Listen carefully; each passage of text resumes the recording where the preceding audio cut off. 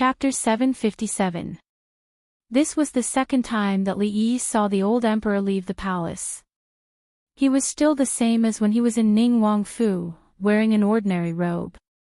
His face was gentle and he looked like an uncle next door. No one knew that the person in front of them was the most powerful uncle in the entire Jing kingdom. The old emperor's illness was special. It was very dangerous when it acted up, so dangerous that there was a possibility that he would die every time. But normally, if one paid attention, there was no difference between him and a normal person. He did not come alone. The eldest princess was standing next to him, wearing a slim dress. He did not know if it was because of the dress, or if her figure had become better, but her figure seemed to be more exquisite than a few days ago. Moving here was for the sake of peace and quiet. There were not many servants in the residence, but even if they met, they would not dare to stop them. So the old emperor had the opportunity to drink the soup that she prepared to trick Xiao Huan to drink. Changde came out of the kitchen with 2 bowls of soup. Li Yi glared at him. This old guy really did not treat himself as an outsider. Fortunately, he had his own thoughts and even made a portion for Xiao Huan and Rui. Otherwise, there would not be much left for Rui. Jing Emperor picked up another bowl, and Changde handed the other bowl to the eldest princess. When they came over, they saw Li Yi put down the soup and went to the back. Jing Emperor drank a few mouthfuls before asking, "Did you make this soup?" He knew that Li Yi had good cooking skills. Because Shanning often talked about it in his ears, he had the chance to taste it today.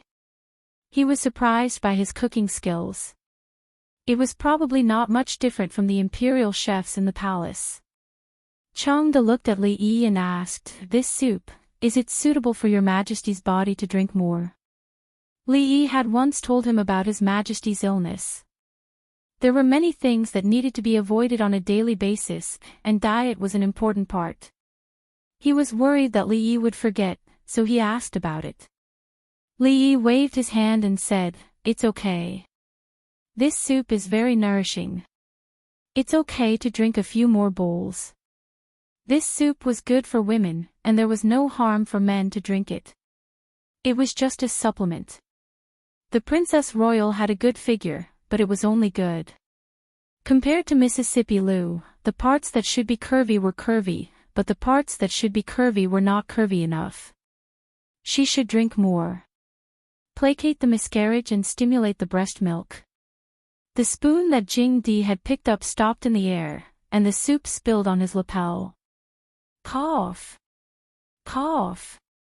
Mingsu put down the bowl. She seemed to have choked and her face was already red. She glared at Li Yi and hurriedly took out a handkerchief to wipe her mouth. Li Yi had never seen her act like a little girl. In fact, he had always regarded the swift and decisive princess as a man. Jing Di put down the spoon, obviously not intending to drink anymore. Mingsu also put down the bowl and secretly looked at Li Yi with a hint of anger. "Your Majesty, why are you?" Li Yi changed the topic at the right time. Jing Di looked at him and asked, "Why?" "You, the Dean of the Academy, is allowed to be lazy at home, but we cannot go out of the palace to relax." Li Yi quickly said, "Steal half a day of leisure. The palace is like a cage. Your Majesty often goes out to relax. It is also good for your illness." Mingsu glanced at him.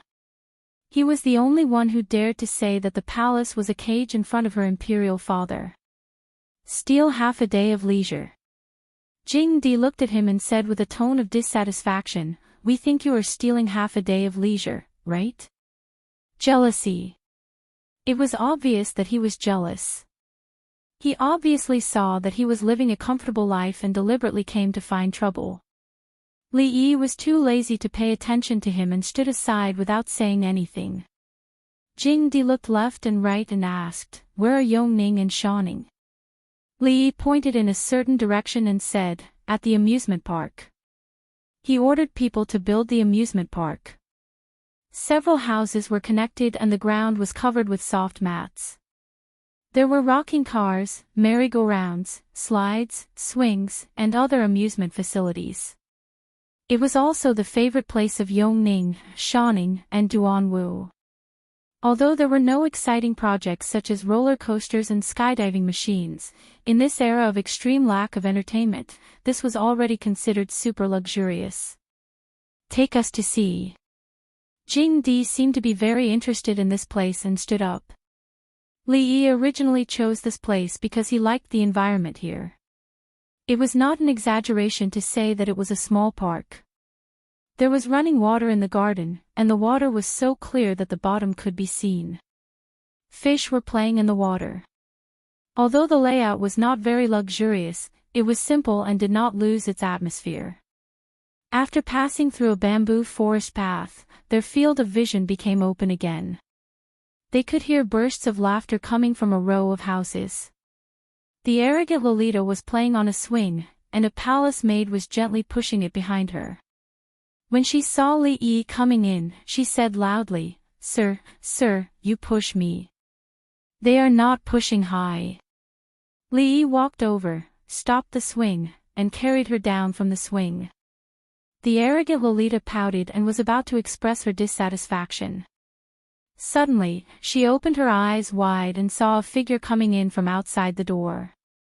She ran over in surprise and said, "Father, why are you here?" Yongning also came over and stood quietly beside Jing Di. Jing Di touched their little heads and said, "If father didn't come, my Shaoning and Yongning would have almost forgotten father." The arrogant Lolita twisted her body and said in a sweet voice, "Oh, how could Shaoning forget father?" Jing Di looked at the two little girls, and a trace of sadness appeared on his face. He was their father, but he was also the emperor, the ruler of a country. Since they were young, he did not and could not fully fulfill the responsibilities of a father. It was no wonder that they always wanted to run out of the palace. The arrogant Lolita was full of joy for her father to leave the palace. She grabbed his arm and said, "Father, let's go outside to play. There are a lot of delicious food and fun things on the street. I will take father to the brothel to watch the show." "It is wonderful." Jing Di pinched her little face and said with a smile, "Okay, father will accompany you to have fun today." "Father is so good." The arrogant Lolita shook his arm and looked at Li Yi. She said, "As good as teacher." Li Yi felt that the arrogant Lolita thought that teacher was good because teacher would cook delicious food for her, play with her, and take her to watch interesting shows. Other children could get married at the age of 13. Because she grew up in the palace and was doted on by the emperor and two concubines, her temperament was similar to that of a child. The aged emperor was dragged by Shou Ning through the streets and alleys, sweeping through the crowd. Although there was only Changde following behind them, Li Yi could guarantee that if there was even the slightest movement from his side, within a breath's time, this place would be surrounded by 3 layers of people. Li Yi and the eldest princess were walking behind. He turned his head and looked at her. He asked, "How is the cooperation with the family of generals?" Li Emingzu said lightly, "It has just begun. The military provisions are very important. You have to visit the family of generals more often." "How about the academy?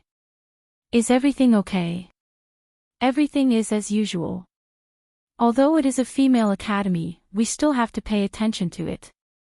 If there is nothing else, we should hold more parent-teacher meetings to let the parents understand the situation. It will also put them at ease." The arrogant Lolita was always short-lived. After pestering Jing Di for a while, she pulled Yongning along to play. Jing Di had a few palace guards follow them, and their footsteps finally slowed down.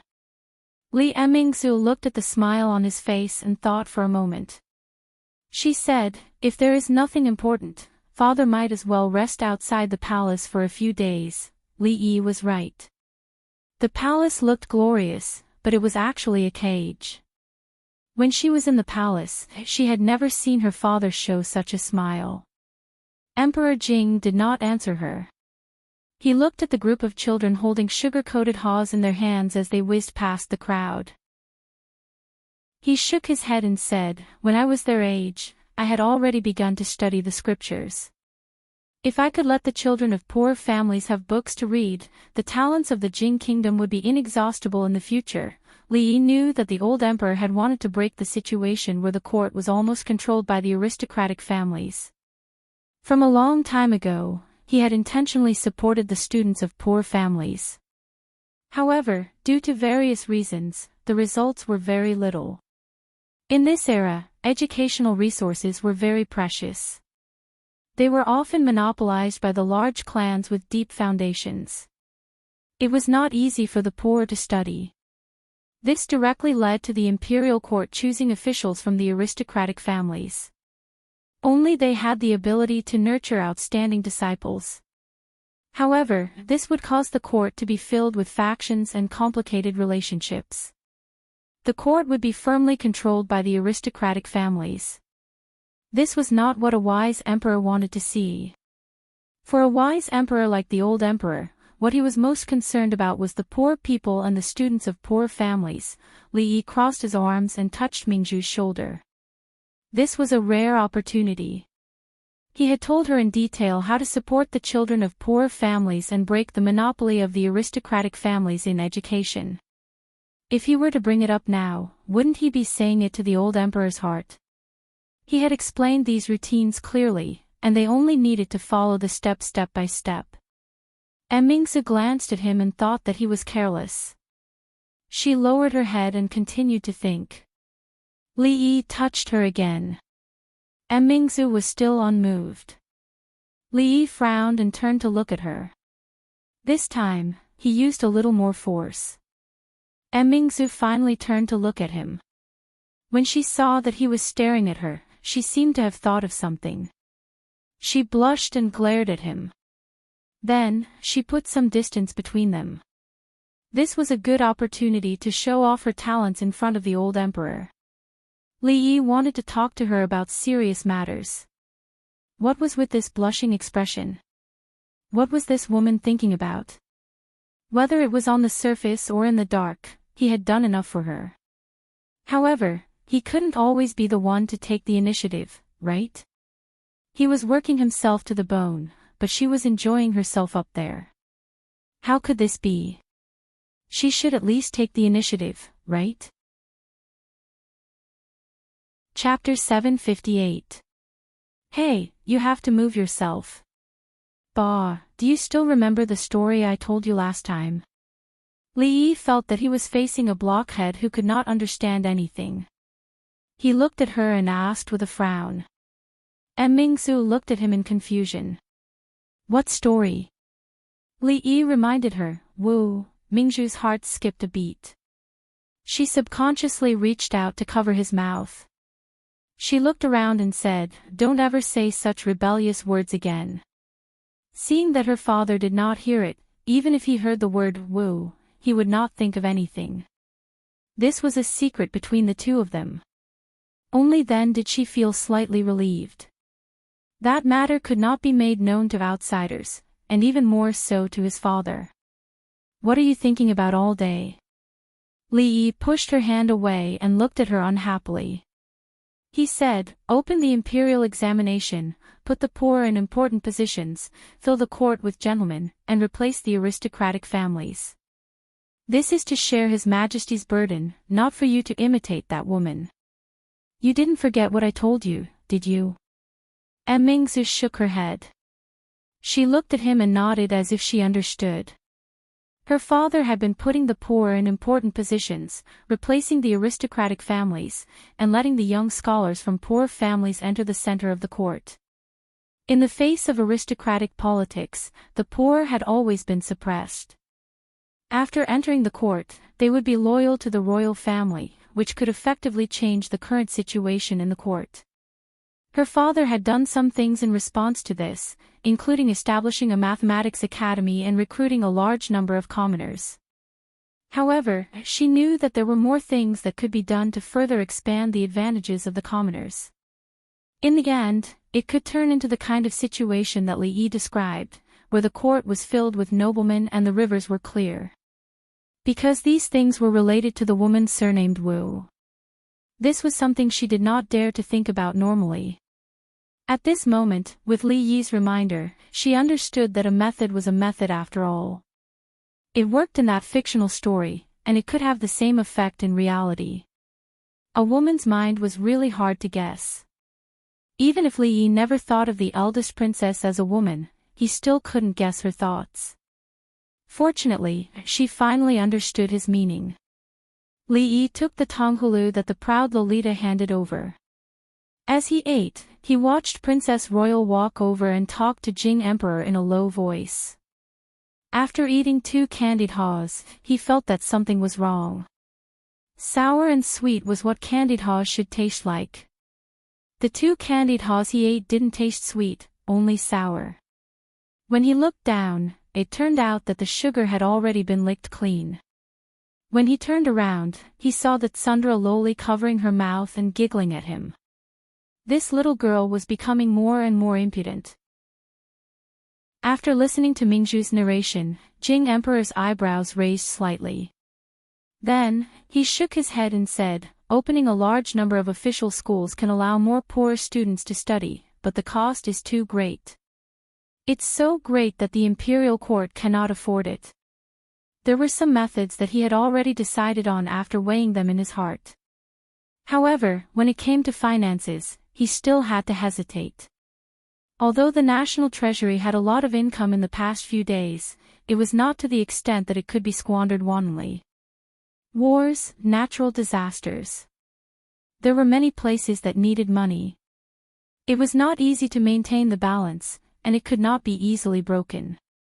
Li Yi said solemnly, no matter how poor we are, we can't be poorer in education. No matter how bitter we are, we can't let our children suffer. They are the future of a country. They are related to the rise and fall of the country. They are like the sun in the morning, full of vigor and infinite potential. Now the Jing kingdom is ours, but the future of the Jing kingdom is still in their hands. Jing Emperor never despised the theory of governance that came from Li Yi's mouth. Moreover, these words were indeed what he was thinking. A large part of the reason why the imperial court was controlled by the aristocratic families was that they had a monopoly on education and books. It was too difficult for poor children to enter the imperial court without going through these aristocratic families. They could only rely on themselves. If all the children of poor families in the world could go to school and have books to read, this problem that had existed for thousands of years would be resolved in this dynasty. And this would be the first step for him to completely end the aristocratic politics. However, he did not have much time. It was still unknown whether he could completely eliminate some things in his lifetime. Jing Emperor shook his head and said, I have also vigorously promoted the prefectural schools and the county schools. But you are not in the position to know how much it costs. A problem that can be solved with money is not a problem. Li Yi looked at Mingzhu and asked, Your Highness, don't you think so? The national treasury could not take out the extra money, but the Princess Royal could. It was useless for her to earn so much money. It was impossible for her to save all of it for her dowry. It would be better to build more Mingzhu Hope primary schools. At least, it would let the poor in the world remember her kindness. The plaque on the school should be custom-made and big, so that everyone would know that it was the Princess Royal who pitted them that they could study. What's more, she did not have to pay for this money. Li Yi had a plan in his heart. Maybe he could save more dowry for her so that they would not be friends in vain. Mingzhu looked at him in a daze. She did not know what Li Yi was thinking, but she was sure that he was thinking about something. Jing Emperor did not delve into this issue because the Tsundra Lolita had already pulled him to the brothel to watch the show. Mingzhu crossed her arms and looked at him. What do you want to do? Eat the Emperor's salary and share the Emperor's worries. Li Yi did not go in. He leaned against the wall of the brothel and said, Your Majesty has been supporting the poor.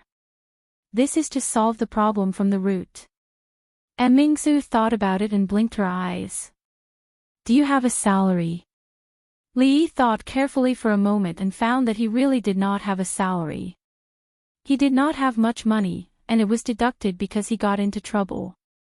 The old emperor did not give him a salary at all. Then forget it. Li Yi waved his hand and was ready to go in to watch the show. He didn't even have a salary, so how could he worry about it? Whoever wanted to divide it, divide it. In the end, he did not step in and was grabbed by the eldest princess. Father's biggest headache is those big families that control the court. If we can help father share this worry, I will ask father to leave the palace to recuperate. Father should agree. Mingsu looked at him and said in a soft voice, "Tell me, what should we do?" Li Yi looked at her and corrected her, "It's you who will share it, not me." Mingsu shook her head. "It's the same." She was her, and he was himself. What did she mean by the same? It was a good conversation, but it suddenly became so ambiguous. It made the thin-skinned Li Yi blush. Li Yi looked at her, "What should we do? Didn't you say it very clearly?" Mingzu looked down. "But the National Treasury doesn't have that much silver. Who said we need to use the National Treasury silver?" In their dreams. Li Yi pursed his lips. It was a rare opportunity. Of course, the fertile water would not flow into other people's fields. "I don't have that much money." Mingzu shook her head. Then, she seemed to have thought of something and looked at Li Yi. Li Yi quickly waved his hand. "Don't look at me. My family's money doesn't grow on trees. It's not easy to earn money." He patted her shoulder out of habit and squinted his eyes. "Don't worry. There will be silver." "What should be, there will be." Seeing a certain light in his eyes, Li Mingzhu's heart suddenly relaxed, and she became incomparably calm. Chapter 759. The opera being performed in the brothel was the classic, The Cowherd and the Weaver Maid. The Qiao festival was coming up in a few days, and this kind of opera was very popular. The brothel was not the busiest during the day, but there were many people inside. More than half of the seats were occupied. At night, the entire place would be filled with people. Everyone's attention was attracted by the wonderful performance on the stage. No one noticed that in a secluded corner at the back, a pretty girl was excitedly telling the story of the cowherd and the weaver maid to a middle-aged man behind her. Although the opera was wonderful, the story told by the man was even more wonderful. The middle-aged man sat there, patiently listening to the girl. In his arms was a young girl. Occasionally, he would look at the stage with a satisfied smile on his face. A gray-robed old man stood behind him. His wrinkled face remained expressionless from start to finish. Outside the brothel, a young man and a young woman leaned against the wall and whispered to each other. When the time comes, there will be official schools in various places. They will be called Mingzu Academy or Mingzu Hope Academy. Students from poor families will be given a certain amount of subsidies, or they can do some chores in the academy or work part-time. The curriculum must be reasonable, and they must be well-rounded. We don't want to cultivate a bunch of rotten scholars. I will write a detailed report for you when I get back, and you can submit it to the emperor. Li Yi looked at her and remember, you are the only one who can do these things. As for how to get the money, I won't tell you until the matter is settled. The education reform in the Jing kingdom had already begun on a small scale. Li Yi was not worried that these changes would cause opposition. The old emperor already had the ability to judge. The old emperor had wanted to make a move against the aristocratic families for a long time, but the inside story was not that simple. Li Yi ate with him every day, and he learned a lot from him in other aspects. The fact that the court was controlled by the aristocratic families had always been a thorn in the old emperor's heart. He wanted to use the children from poor families to cultivate officials who were absolutely loyal to the royal family to achieve his goal of centralizing power. Although the emperor had great power, he could not do whatever he wanted. He would be a fatuous emperor if he dismissed an official without a good reason, and he would not be able to convince the public. A family like the Chui family was far inferior to the imperial family in terms of military strength. However, it was impossible for the old emperor to send troops to destroy them just because he didn't like them. That was the behavior of bandits. The influence of the great clans was too great, especially to the officials who were attached to them. Touching them without a reason was tantamount to committing a crime.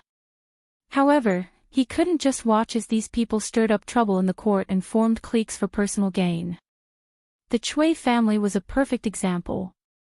Li Yi felt that the king of Shu, the eldest son of the royal family, was banished to that place because the old emperor couldn't stand the sight of the Chui family. The ones he had always wanted to deal with were the magnates led by the Chui family. Thinking about it, the Chui family had also committed a sin. They had just lost a few million taels of silver, and the coffin itself had probably been used up. Furthermore, the emperor was always thinking about them. What an unlucky year. After listening to him, Emingzi nodded and suddenly asked, "Why does it have to be me?" Li Yi pursed his lips. "This is a great contribution. Of course, we should not let the goodies flow to outsiders. So I'm not an outsider. We are the three heroes of the capital. We share blessings and misfortunes. Of course, we think of you first when there's something good. It's too distant to call us outsiders. At least we can be considered as half an insider, right?" Emingzi glared at him. "Bah, who's your insider?" It was obviously a very pure meaning, but she had to misunderstand. Li Yi couldn't be bothered to explain. He only felt that the princess was not straightforward at all today. She was wishy-washy and like a woman. Something still not right. Emingzi crossed her arms and stared straight at him. "Every time you're so attentive, something bad must be going on. When you speak, feel your conscience." Li Yi looked at her and frowned. "Ask yourself, when have I ever harmed you?" When Li Yi opened his mouth, he naturally looked in the direction of her conscience. Feeling his gaze, Emingzi thought of the bowl of soup she had just drunk. She felt uncomfortable all over. She put her hands down from her chest, but she didn't know where to put them. Finally, she looked at him in embarrassment and walked towards the brothel. How can one pacify the world if one's chest is not clear? Li Yi shook his head. He felt that there must be a deeper meaning behind heaven's arrangement. At the very least, the eldest princess had taken the first step on the road to pacify the world. The old emperor had a lot of fun today. Li Yi could see that the smile on his face had never stopped. In this half a day, he was not the high and mighty ruler of a country, but just an ordinary father. He would let Yongning ride on his neck to watch the circus. He would also beam with joy when the Tsundere Lolita fed him a milk candy. He would walk on the streets for 4 hours, but he was still full of energy. When it was time for lunch, he even let Changda serve him 3 bowls of food. He didn't look like a seriously ill person at all. He could eat and walk, and he was in a good state. Of course, the most important reason was that the food he cooked was delicious. After eating and drinking to his heart's content, he was still lying on Li Yi's rocking chair. He squinted his eyes and swayed back and forth. The eldest princess was massaging his shoulders from behind. Emperor Jing's face showed a satisfied expression. "I finally know why you would rather be idle at home than to enter the court and become an official. If you can be so comfortable every day, I wouldn't exchange it for a god." Li Yi tried hard not to show a contemptuous expression. He hadn't done anything yet, but his days were already comfortable. As the dignified ruler of a country, how could he act like a bumpkin who had never seen the world? No matter what, he should at least have afternoon tea and a few pieces of osmanthus cake to relieve his boredom. Emperor Jing closed his eyes and said faintly, "You're the one behind the Chui family's matter, right?" There was nothing to hide. The old emperor knew that the largest glass mine in the Jing kingdom was under his house. He couldn't hide it even if he wanted to. "Your Majesty, don't worry. The taxes that should be paid will not be less. It was a good habit to pay taxes. It was also a hush money. The old emperor had been unhappy with the Chui family for a long time. Since he could vent his anger and get money, he certainly wouldn't have any objection. It's getting late. It's time to go back to the palace. Emperor Jing opened his eyes and stood up from the rocking chair. He didn't mention this matter until he left with Yongning and Shaoning. When the eldest princess left, she looked back at him. Li Yi knew what it meant. Sometimes, he really hoped that she was a man. In this way, a lot of unnecessary trouble could be avoided. But when he thought that she was really a man, he felt a little disappointed. A long time ago, he already had a plan and was carrying it out step by step. However, the road ahead was difficult and dangerous. It had not really manifested until now. Moreover, even if he overcome all the difficulties and obstacles and achieved the result he expected, was that result really what she wanted? In fact, Li Yi's heart was still a little confused. She has already left. Why are you still looking? A faint voice came from the side. Li Yi turned around and saw Mississippi Lu holding her sword and leaning against the moon door. Who won just now? When Li Yi was cooking, the old emperor and the two little girls were playing in the front yard. Mississippi Lu and the eldest princess went to the backyard. When she came out alone, her clothes were a little messy.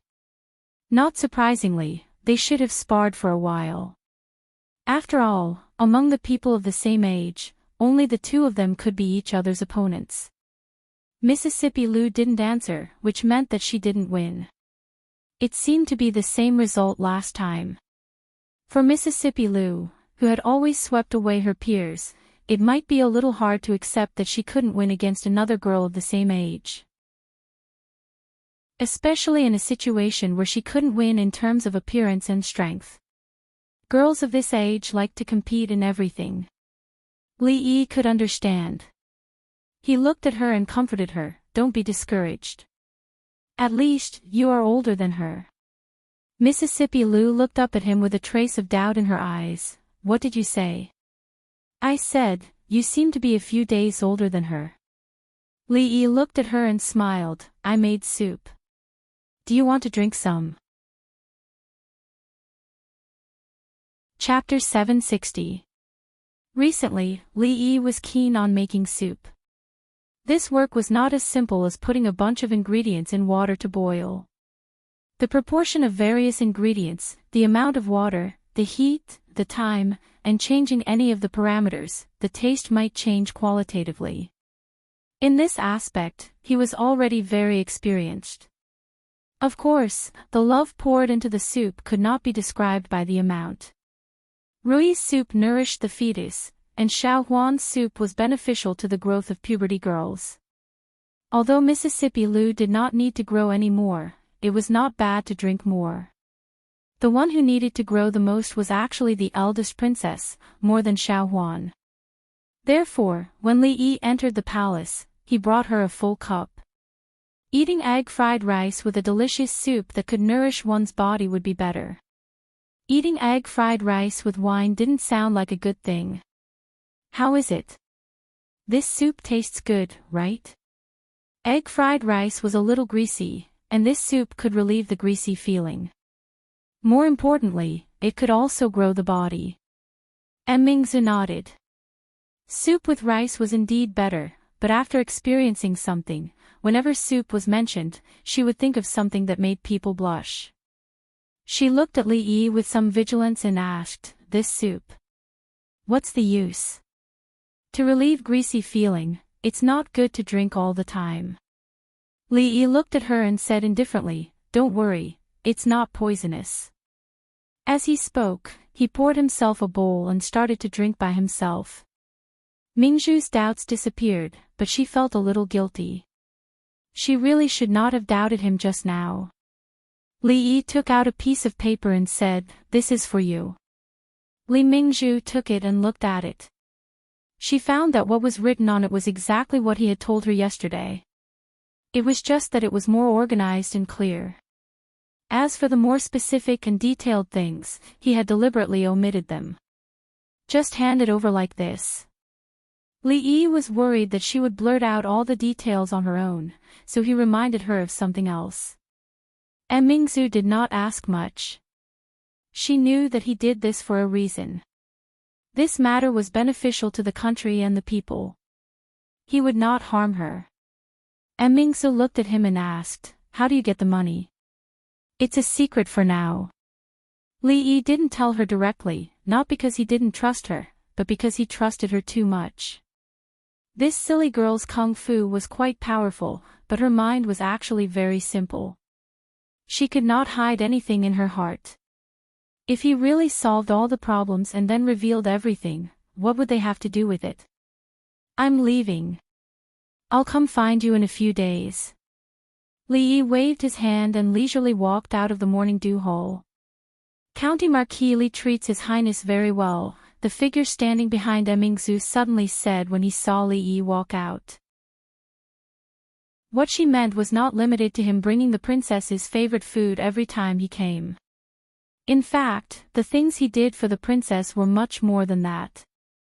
He made a princess, a woman, step by step become an existence that even the men in the court could not underestimate. No one dared to question why the eldest princess of the Jing kingdom was still not married, and no one questioned why she could become the dean of the women's college. She led a group of noble ladies in the capital and did many things that men could not do. She also let those people know what it meant to be a woman not inferior to a man. And Mingzu did not directly respond. She looked out of the hall and finished the egg-fried rice. After drinking a bowl of soup, she put down the jade spoon and said, "There is still some soup left. I can't drink it." "Nanny, drink it. Don't waste it." The old woman smiled. She knew that Mingzu did not want to waste County Marquis Li's kindness. She took a bowl and scooped out the last bowl of soup. After drinking a mouthful, she smacked her lips. Her expression suddenly froze. Before the princess was born, she had always been by the empress's side. She had personally served the empress for more than 10 years and watched the empress grow from a little girl to a woman. Naturally, she knew what this familiar taste of the soup had. Mingzu looked at her with some confusion and asked, "What's wrong?" The old woman put down the bowl and looked at her meaningfully. She said, "This soup is only useful for His Highness to drink. I'd better not drink it." It was late at night. The whole of diligent government was silent. Occasionally, there was the sound of pages turning. Changde walked out of the shadows. He coughed lightly and reminded, "Your Majesty, it's time to rest." "Changde, tell me, am I really old?" Emperor Jing put down a memorial. It was hard to tell whether his expression was gratified or lonely. "Your Majesty is in the prime of your life." "Why do you say that?" Changde's voice finally had some emotion. "If Mingzu was a man, why would I do this today?" Emperor Jing seemed to be talking to himself. He picked up the memorial and read it again carefully. Everything was clear and extremely comprehensive. He couldn't help but murmur, these were all thought of by Mingzu alone. That boy is right. I am indeed old. The future of the Jing kingdom is still in the hands of these young people. At this moment, Changde roughly guessed what he meant. In terms of writing poems and lyrics, His Majesty was not as good as County Earl Li. In terms of martial arts, His Majesty was not as good as the eldest princess. However, His Majesty had always been good at governing the country. When one day, he found that he was not as good as others in these matters, it was not strange for him to sigh like he did just now. Changde thought for a while and said, "Her Royal Highness is also worried about His Majesty." "I'm afraid that County Earl Li also contributed a lot. It's not the first time that he gave all the credit to Mingzu." A trace of anger appeared on Emperor Jing's face. He said, "This brat, if he had taken out these things earlier, I wouldn't have had a headache for so long." As Emperor Jing spoke, he waved his hand and said, "Forget it. Leave this matter to Mingzu. I am also happy to be idle." He was very confident in Mingzhu's ability. Since this matter was proposed by her, he would leave it to her. In this way, he would also be much more relaxed. The most important issue was the funding. The higher-ups only said that there was no need to allocate funds from the national treasury. As for where the huge sum of money would come from, he didn't care so much. Someone would always have a way. As if thinking of something, Emperor Jing suddenly said, "Do you think he has any thoughts about Mingzu?" If Li Yi didn't have a wife, he would even think it was a good thing. But it was impossible for a princess of a country to be a concubine. Her Royal Highness and he have known each other for a long time. He is also indebted to her. Changde thought for a while and said, "As for other things, it shouldn't be." Naturally, he couldn't say much about this kind of thing. With Mingzhu's age, if it was another princess, she would have gotten married long ago. But she always has her own ideas. I don't know her thoughts, so I can't help her decide. If it was someone else, it wouldn't matter, but that brat, Emperor Jing frowned. After muttering a few words, he shook his head and showed a relaxed smile on his face. "It's getting late. Let's rest." Although there was still some loneliness in her heart, this was the child's heart. The child had grown up and could finally help her father share some things. "It's done." Li Yi looked at Mingzu and couldn't help but ask. Mingzu didn't speak but nodded. Although he didn't know why she didn't seem to be in a good mood and the way she looked at him was a little strange, it was always worth being happy that the plan had taken a big step forward. "Drink soup, drink soup."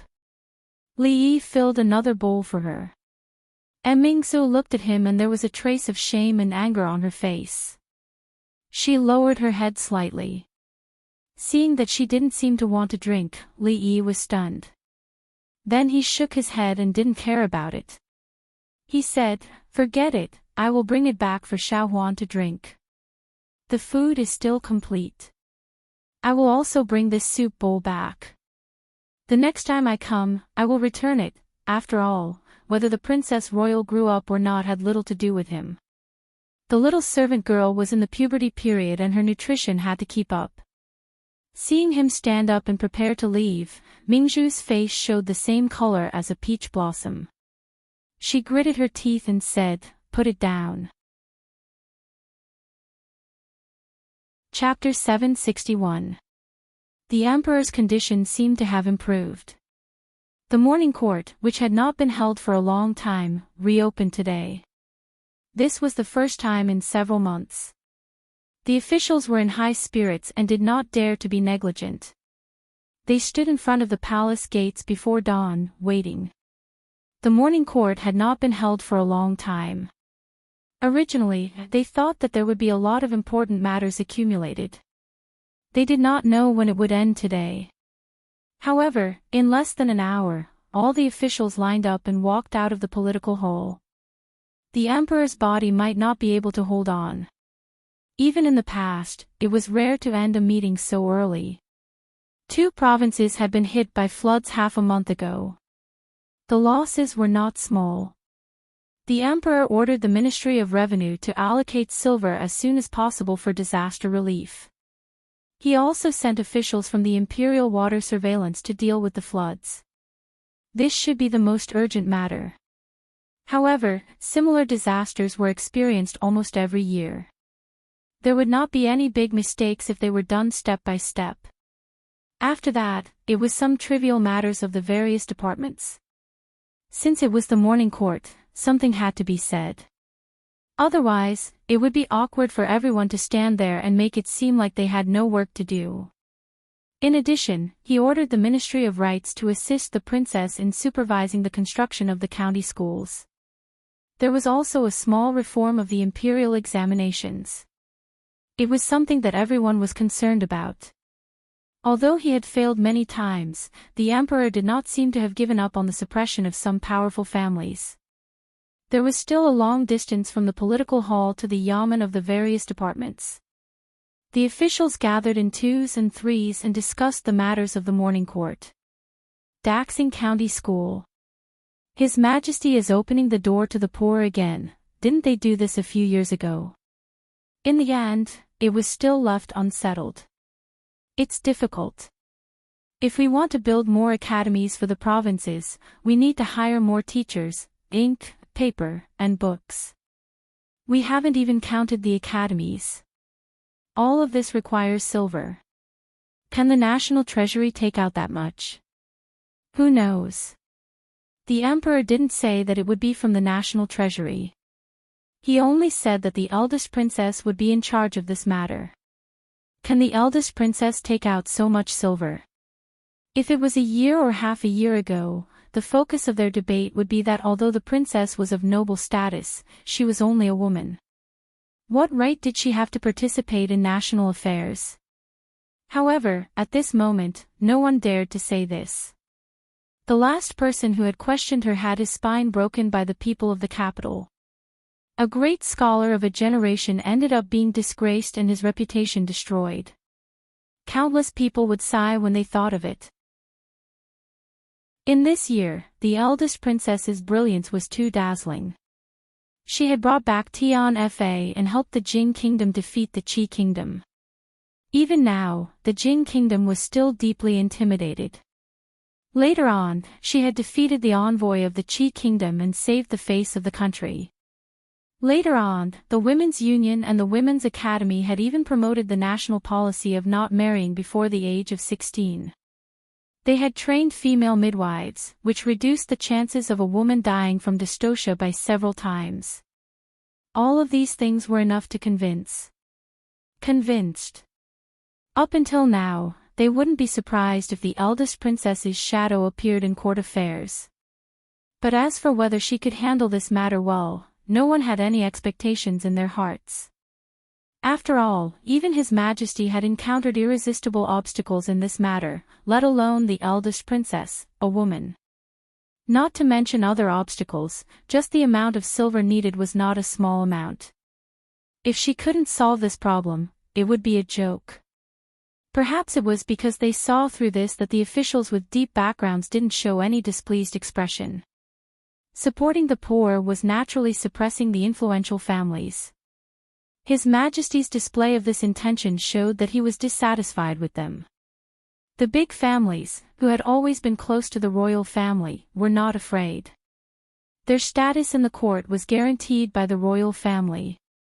But for the Chui family and other families, things were not so simple. At least in the current court, they were not so stable. An official said in a low voice, "These years, the court has changed a lot. Is His Majesty still not satisfied? Don't worry.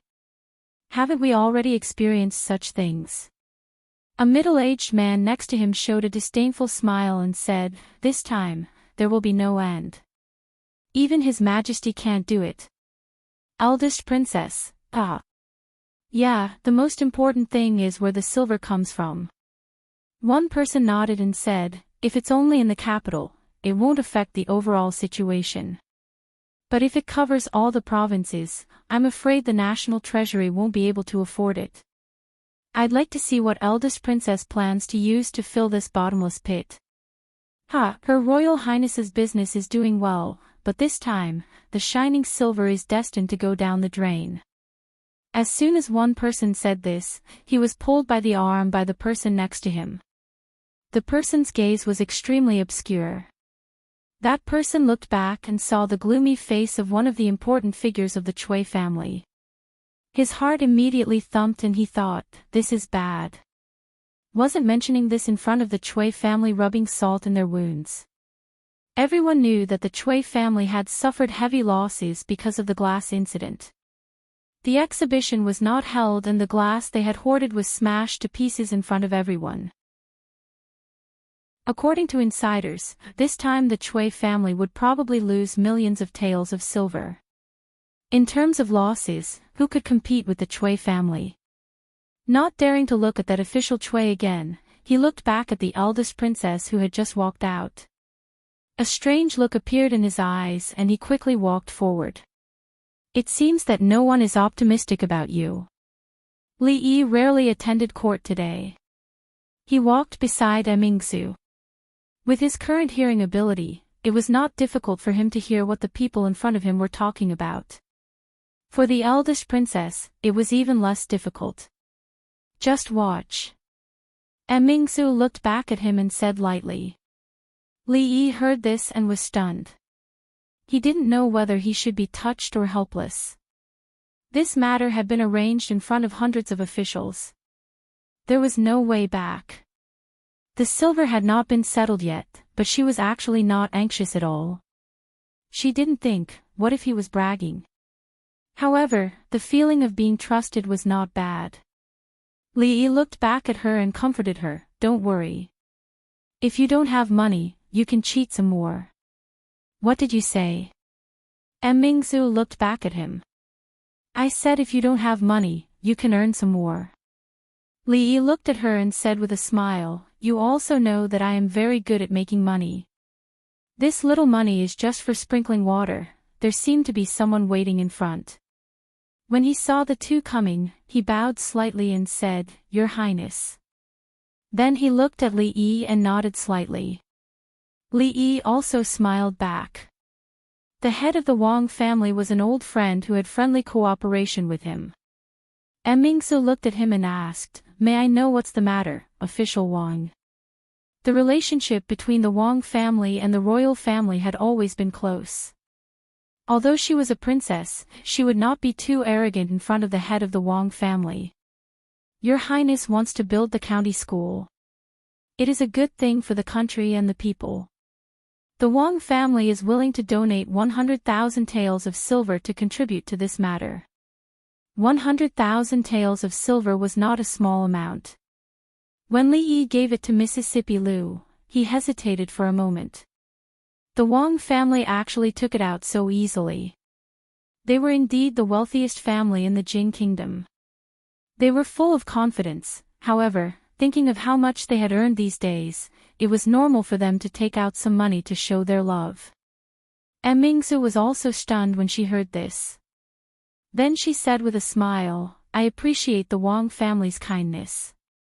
However, I have already made arrangements for this matter. There is no need for official Wang to worry. She knew that Li Yi did not want others to interfere in this matter. Moreover, he had just said that the money was just a sprinkle of water to him. Sprinkle of water should mean that it was not worth mentioning, right? The head of the Wang family was only surprised for a moment. Then he smiled and said, In that case, I will leave first. Li Yi turned his head and looked at her in a daze. His face was full of disbelief. Being stared at by him and thinking of the effects of the soup, Mingzu felt that a certain part of her body was a little strange. This feeling was unprecedented. She blushed and asked, Why are you looking at me? Li Yi touched his forehead with one hand, and reached out with the other to touch hers. She did not have a fever. Could it be that after drinking too much of that soup, a certain part of her body would grow and her intelligence would decrease? What are you doing? Mingzu swatted his hand away and said angrily. Li Yi had no time to admire the eldest princess's rare angry look. He took off and chased after the head of the Wang family. Official Wang, wait, don't go, let's discuss what happened just now. Old Wang, stop. Chapter 762. Lose, you, why are you so? Li Yi bade farewell to the master of the Wang family. When he walked back, he looked at Mingzu and said with disappointment, 200,000 taels of silver, how many academies can be built, how many pens and papers can be bought, and how many teachers can be hired? How can you just reject it like that? In the end, he did not say the word wastrel. After all, she was not Mississippi Liu, and it was not her family that was going to lose. But strictly speaking, this matter was jointly proposed by the two of them. It was the crystallization of their love, and it was their child. As a father, he had the right to fight for more and better benefits for his child. What did you say to Lord Wang just now? Mingsu looked at him and asked in confusion. When the master of the Wang family left just now, his face was full of smiles, and he was obviously in a good mood. She could not think of a reason that could make the person who gave out 100,000 taels of silver so happy. Then, she realized another problem. Looking at Li Yi, she asked uncertainly, "You just said, 200,000 taels of silver?" The Wang family has already agreed to donate 200,000 taels of silver. Li Yi waved his hand and said, "But don't make this matter known for now. Doesn't His Majesty want the Ministry of Rights to help you? Let them first. Will this work?" Mingsu looked at him and asked with a frown. If this was the method he was talking about, then this matter would probably encounter unimaginable resistance. Of course, not. Li Yi looked at her and said, "Do you think others are as stupid as the Wang family? Why should they give us money for nothing? I have already made a list for you. When the time comes, let the officials of the Ministry of Rights visit them one by one. They will definitely not donate money. But you don't have to be angry. This is all in our plan. If you want to hear it, I will tell you now." Mingsu waved her hand and said, "Next time. I have to accompany my mother later. I will leave first." Li Yi had originally planned to tell her all the plans. Hearing this, he was slightly startled and looked at her in surprise. Shouldn't she be eager to know all the plans? When did she become so unmotivated? She could help him once or twice, or even 8 or 10 times, but she couldn't help him forever. This is such an important matter, can't you show a little bit of enthusiasm? The sound of her footsteps gradually faded away. Li Yi shook his head and stopped thinking about it. He shouted at her back, "The soup I brought for you is in the cafeteria. Don't forget to get it." With that, he walked towards the palace gate. Mingzhu's body trembled and she stopped in her tracks. An unnatural blush appeared on her face. Originally, he wanted to spend a few days in peace in the future and not care about the matters in the court. But sometimes, he couldn't stay idle. Fortunately, he was only helping the eldest princess with these things. He just gave her some ideas, and the rest was up to her. Li Yi's skill in making soup had improved by leaps and bounds. He would change it every day. Yesterday, he had heard Xiao Huan and Rui say that her chest had been warm recently. Was she sick? She was too embarrassed to tell him these words. Li Yi could only tactfully tell her through Rui that it was normal for a girl to feel this way when she was growing. Xiao Huan was almost 17. In another 2 years, the little servant girl would become the senior servant girl. Of course, making soup was just a hobby for a while. What he liked to do the most was to sit in front of Rui after giving her a massage. He would put his ear on her lower abdomen and the two of them would talk about the private matters between husband and wife, including what name the child should be named and how to educate them. Of course, there was one point that the two of them tacitly agreed on. Whether it was a boy or a girl, they had to be skilled in both the pen and the sword. They didn't have to worry about this because they had a father who was skilled in both the pen and the sword. But if they wanted to learn martial arts, Rui would be reluctant to be too strict with them. If they wanted to succeed, they needed Mississippi Lu. But if she was too strict, it might scare the child. No, he had to think about it carefully.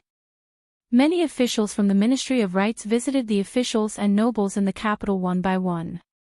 They hoped that they could contribute to the development of education in the Jing Kingdom. They wanted to donate some money to build more academies so that the children who couldn't afford to study could have a chance to change their fate. The officials from the Ministry of Rights visited them personally. Out of understanding, they couldn't let them return empty-handed. Therefore, they really donated some silver. 100 taels, 200 taels, and 300 taels were considered too much. A minister only donated 50 taels. It was said that a minister-counselor of the Ministry of Rights walked around the Chui family and didn't even drink a cup of tea. It couldn't be said that they were stingy. After all, after the last audit, all the officials more or less donated money to the national treasury. Some even donated their family's wealth. It hadn't been that long. They couldn't ask the officials and nobles to donate money every time the court lacked money. After all, this wasn't a long-term plan. Even if they didn't donate money, they had a valid reason that everyone could understand. Moreover, the emperor supported the poor. It was a terrible idea to ask the people from the Ministry of Rights to go to the rich families or the families of the officials related to them to raise money. Even if they had money, they wouldn't donate it. Her Royal Highness was only a woman after all. They thought she would have some brilliant plan, but according to the current situation, this matter was nothing more than a joke in the end. Even the Ministry of Rights had advised the emperor that they didn't want to participate in this matter anymore. Not only were they unpopular, they couldn't raise money, so it would be futile. They were usually very busy with work and didn't need to waste time on these things. Enchanting sat on the stone bench and held a cup of hot tea in his hand. He slowly said, "Although the eldest princess is powerful, she is still a woman. How can she easily solve something that even the emperor can't do?" Now, his treatment here had changed from herbal tea to hot tea. This was a great improvement for him. Although the woman across from him still didn't want to talk to him and it was almost all him talking alone, after the court session, being able to sit here and talk for a while, even if it was just talking to himself, talking about some things in the court or old events, even if he didn't get any response, it was enough to calm his heart. Tsingzumo's eyelashes fluttered and she suddenly said, "Her Royal Highness is an extraordinary woman. Maybe she really has a way." Her tone inevitably had a different meaning. Even if Her Royal Highness had no way, there would be someone who would help her find a way and help her solve all the problems properly and perfectly. There was no doubt about this. Because he was always like that. Ahem, ahem. The sudden voice startled Enchanting and he almost choked on the tea in his mouth. He raised his head in disbelief. This was the first time she had taken the initiative to talk to him for so many days. He wiped the corner of his mouth with his sleeve. After coming back to his senses, he hurriedly said, "Yes, yes, Her Royal Highness has created many miracles. Maybe this time, everyone will be impressed. In 3 days, she raised 2,000 taels." Emperor Jing rubbed his eyebrows and looked down. He said, "The Ministry of Rights is quite dissatisfied with this. They think this is too absurd." "Mingzu, what do you think?" The slender figure standing below thought for a moment and said, "In that case, there is no need to trouble the Ministry of Rights anymore. Father, rest assured, I will think of a way." A curious expression appeared on Emperor Jing's face. Even with the Wang family's 200,000 taels, it is far from enough. "What do you think? Tell me."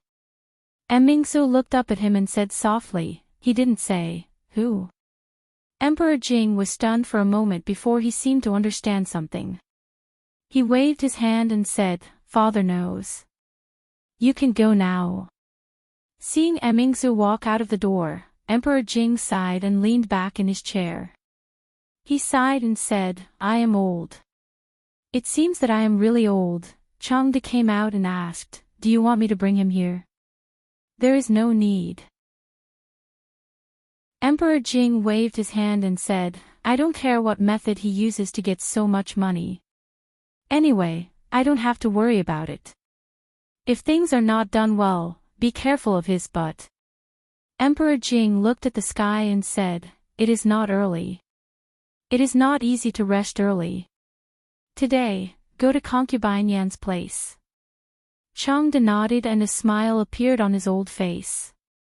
His Majesty had not rested so early for a long time. If that boy took the initiative, many political affairs would not need His Majesty to worry about. Unfortunately, Changde suddenly looked in the direction of the eldest princess's departure and thought. Chapter 763. There was a heated discussion in the capital these days, and the scope of the discussion was very wide. Even the poor farmers, who usually did not care much about state affairs, often went into the city to inquire about the construction of the academy. They heard that after the academy was built, the children of the poor would be able to study for free. Their children would be 7 years old next year. Would they be able to study in the academy in the future? The farmers, who had eaten the last meal and had to worry about the next, should be most concerned about the problem of food. They had never cared about state affairs, and no matter what the higher-ups did, as long as they could eat their fill and survive in this world, that was the first thing they thought about when they woke up every day. But this time, they had to be concerned. If what the eldest princess was doing was successful, their children would not have to repeat the life of their fathers like them. They could go to the academy to study and be scholars. In the future, if they could become the top scholar and become a high-ranking official, they would bring honor to their ancestors and their families. In their view, scholars were all going to become the top scholar and become a high-ranking official. Although Scholar Wu at the entrance of the village had not become the top scholar, everyone in the village who saw him had to respectfully call him Duke Scholar. In short, no matter what status they had in the past, as long as they studied, everything would be different. This was a joyous occasion. Her Royal Highness had done something good for them again. First, she had summoned her own daughter and allowed her entire family to have a full meal. Now, she had even allowed their sons to study. They did not know how many things the current emperor had done for them, but Her Royal Highness was really speaking up for these poor commoners. Building an academy required money, and Her Royal Highness ran around to raise money for them. However, those rich officials did not seem to be willing, and it seemed that the matter of building an academy could not be carried out. This was the situation that they learned after entering the city. Their money, isn't it all from the wealth of the people? They really want to do things for the commoners. All of them have become misers. An old farmer held onto his walking stick and kept hitting the ground, his face full of resentment. This is an opportunity for the children. They can't be like us. Someone gritted his teeth and said, they must study. Only after studying can they have a future. One of them shook his head and sighed. Sigh. They are all cruel and unscrupulous. The one who truly cares about the poor people is still the Princess Royal Highness. A carriage slowly passed by on the street. After all these days, the old man driving the carriage already understood that the wide road was always blocked by traffic. In order to not waste time, they had to take a long detour and take another clear path. Then, he would stop at the entrance of an alley. Sometimes, he would stop for a quarter of an hour, and sometimes, he would stop for as long as an hour. Fong and the sloppy old man sat on either side of the carriage, thinking about what they had just heard on the street.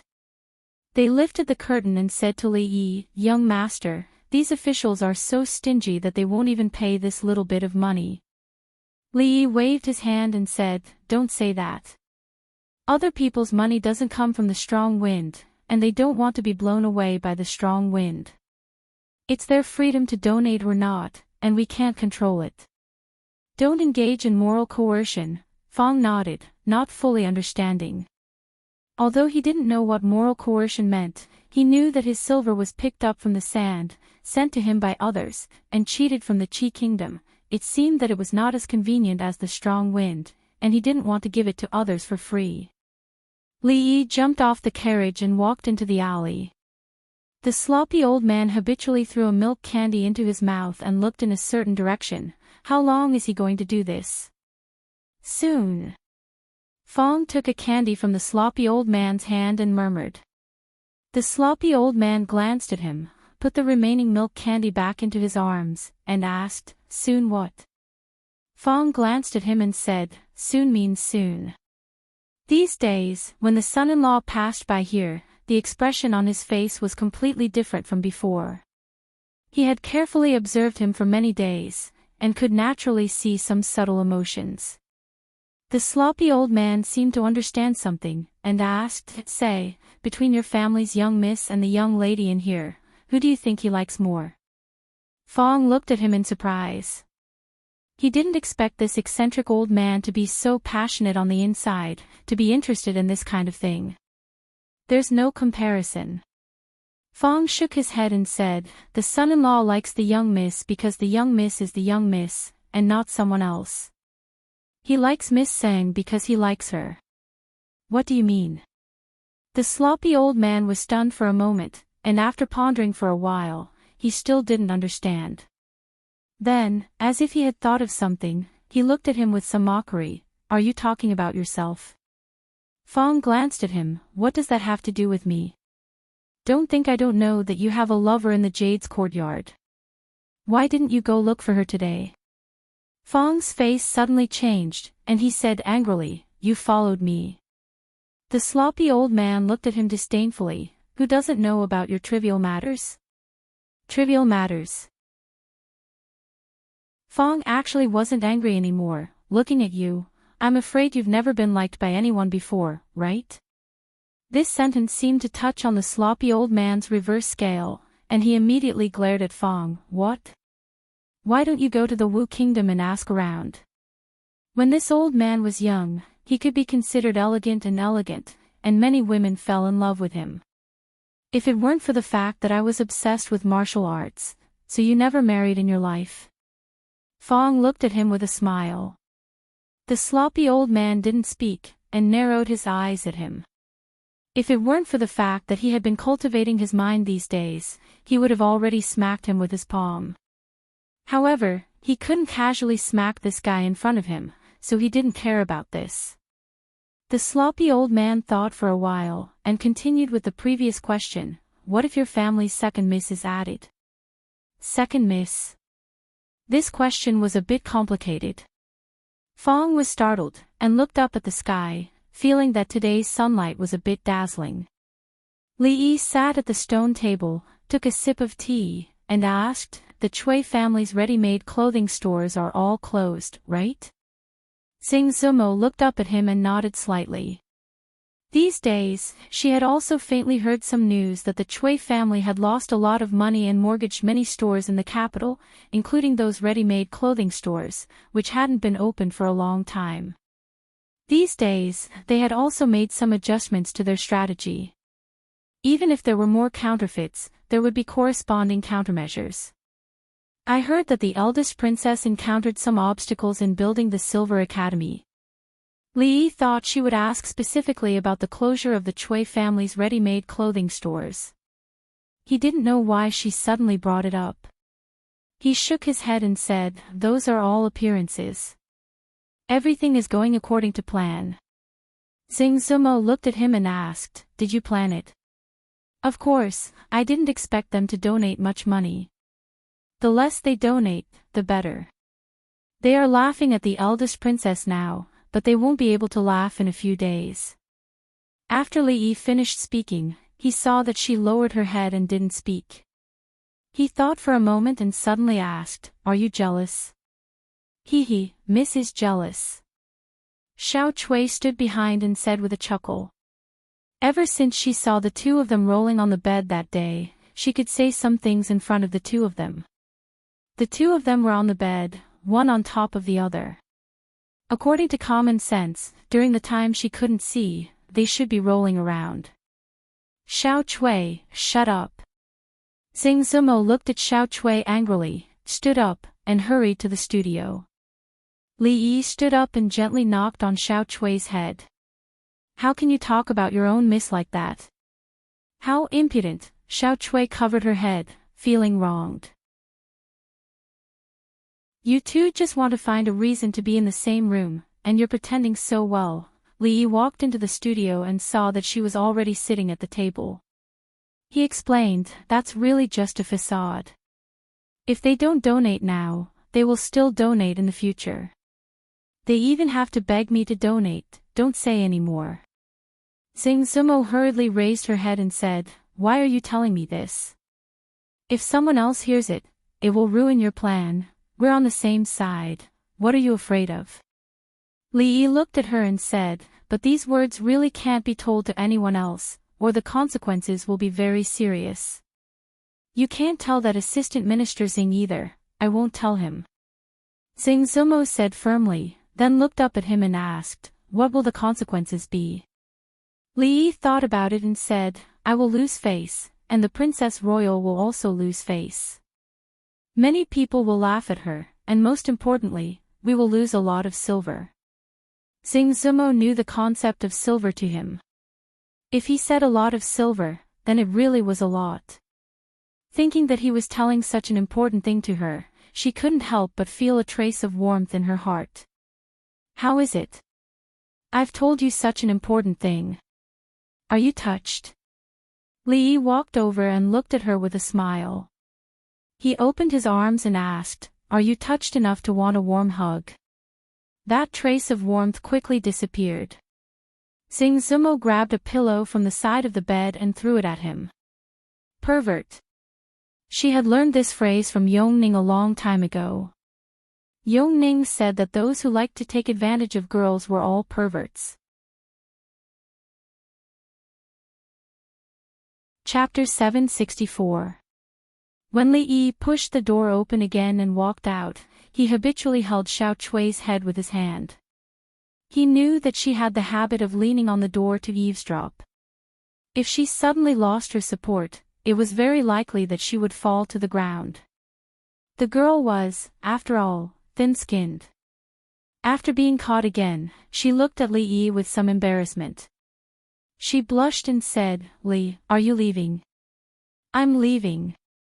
Li Yi patted her head and walked out of the courtyard. Why don't you take your lover back and let her stay in the brothel alone? Do you feel at ease? Next to the carriage, the sloppy old man was chattering. Could it be that you are afraid of your wife, as they say? Fong did not pay attention to the sloppy old man because he was still thinking about the question just now. Although he now boasted that he was a smart person, especially towards the son-in-law, he could see very clearly from the perspective of an outsider. However, the old man's question just now made it difficult for him to answer. Li Yi got on the carriage and said, Let's go to the palace. Fong sniffed and smelled a faint fragrance. He shook his head and waved his whip. The carriage slowly moved. When Li Yi stepped into the imperial garden, Jing Di was playing chess with the proud Lolita. Maybe it was because there was nothing to be busy with political affairs, but the old emperor was more and more leisurely and elegant recently. The proud Lolita no longer played chess with others. She had already understood that the rules of the chess were set by herself. She was invincible in the palace. Even if Li Yi met her, he would have to retreat. They were playing 5 in a row. Li Yi stood by and watched for a while. He couldn't help but sigh. The proud Lolita's thinking was really quick. It seemed that she had a high talent in all kinds of chess. When Jing Di put a black piece in a position that he thought was suitable, the proud Lolita had already put it down. Then she said with a smile, Father, you lost again. Today, I can go out of the palace to play. Jing Di waved his hand helplessly and said, Shaning, you go play first. Father wants to say a few words to the teacher. The arrogant Lolita stood up, winked at Li Yi, and ran away quickly. Emperor Jing pointed to the chessboard in front of him and stretched out his hand, Let's play. Since he couldn't beat the Tsundere Loli, did he think he couldn't beat him? Emperor Jing was still holding a black chess piece. He placed a chess piece in the center of the chessboard and said, What are you doing here instead of solving the problem of the academy? Li Yi didn't bother with pleasantries and went straight to the point. I would like to ask for 2 paintings from your majesty. My calligraphy. A surprised expression appeared on Emperor Jing's face. Although he was not considered a master of calligraphy, he was still the ruler of a country. His calligraphy treasures were not inferior to any other masters in terms of value. He would often give them to some meritorious officials, but this was the first time someone had directly asked him for it. Naturally, he didn't think that Li Yi liked his calligraphy. In the entire Jing kingdom, the number of people who could surpass him in calligraphy could be counted on one hand. The first thought that came to his mind was that Li Yi wanted to sell it for money. If you win against me, I will give it to you. These days, the only thing that could trouble him was the matter of the academy. However, with Emingsu and Li Yi around, he didn't have to worry about it anymore. He simply played chess to kill time. Compared to the Tsundra Loli, Emperor Jing's level of playing Gomoku was still very high, even though he hadn't been exposed to this form of chess for a long time. With something on his mind, Li Yi naturally couldn't concentrate on playing chess. His level of Gomoku could only be said to be average. Moreover, this was not something that could be achieved by digesting a few chess records. There were also various accidental factors. At this time, he was absent-minded and lost 3 games in a row. When he collected the chess pieces again, Emperor Jing glanced at him and said lightly, "Be more serious. If you can't beat me today, don't even think about the calligraphy." The matter of the academy had almost fermented enough. It was time to move on to the next step of the plan. Li Yi also planned to find the eldest princess after getting his calligraphy. The two of them would go out of the palace to do something. Just now, they had already wasted a lot of time. There was no time to play chess with him, especially when he was at a disadvantage after more than half of the chess pieces were gone. He knew that he couldn't go on like this. It was time to show his real skills. So he raised his head and stared at the sky behind Emperor Jing. Emperor Jing looked at the chessboard. Seeing that he didn't move for a long time, he thought that he was thinking. After waiting for a while, seeing that he still hadn't made a move, he raised his head and saw that Li Yi's eyes were staring straight ahead, as if there was something behind him. Emperor Jing looked back and saw that it was empty. He looked at Li Yi and asked doubtfully, "What are you looking at?" "There is a cloud there." Li Yi said. "What about the cloud?" Emperor Jing's voice was even more doubtful. "Cloud?" "Yes, what about the cloud? Isn't it just a cloud?" Li Yi shook his head and retracted his gaze. The chess piece in his hand finally fell on a certain position on the chessboard. He looked at Emperor Jing with a smile on his face. "Your Majesty, you have lost." Emperor Jing lowered his head and saw that the white chess pieces on the chessboard had already formed a 5-star alignment. He seemed to think of something and looked back at the sky behind him again. The sky was blue. Where did the cloud come from? He looked back at Li Yi and asked, "Where is the cloud you were talking about?" Li Yi looked at him in surprise and asked doubtfully, "What cloud?" In the end, the old emperor was willing to concede defeat and gave Li Yi what he wanted. He wanted a few more pieces and sold them when he was short of money in the future. However, the old emperor looked at him with a strange expression. He had to follow the original plan and let him write a few words before running away. Through this matter, he discovered another thing. The old emperor's chess skills were bad and he couldn't afford to lose. Li Yi rubbed the proud Lolita's head and said, "Be good. Today, teacher and your royal sister have something to do and can't play with you. Just stay in the palace. No, Yongning has been summoned by Her Highness. There is no one to play with me." The proud Lolita hugged Li Yi's arm and said with a sobbing tone, "I am alone in the palace. It is very lonely." Such a young child actually knew about loneliness. Li Yi couldn't refuse no matter what.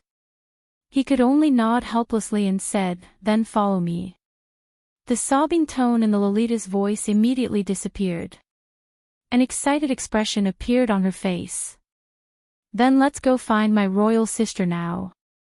Li Yi was a little dazed as she led him to the morning dew hole. He only felt that there was no sincerity left in this world.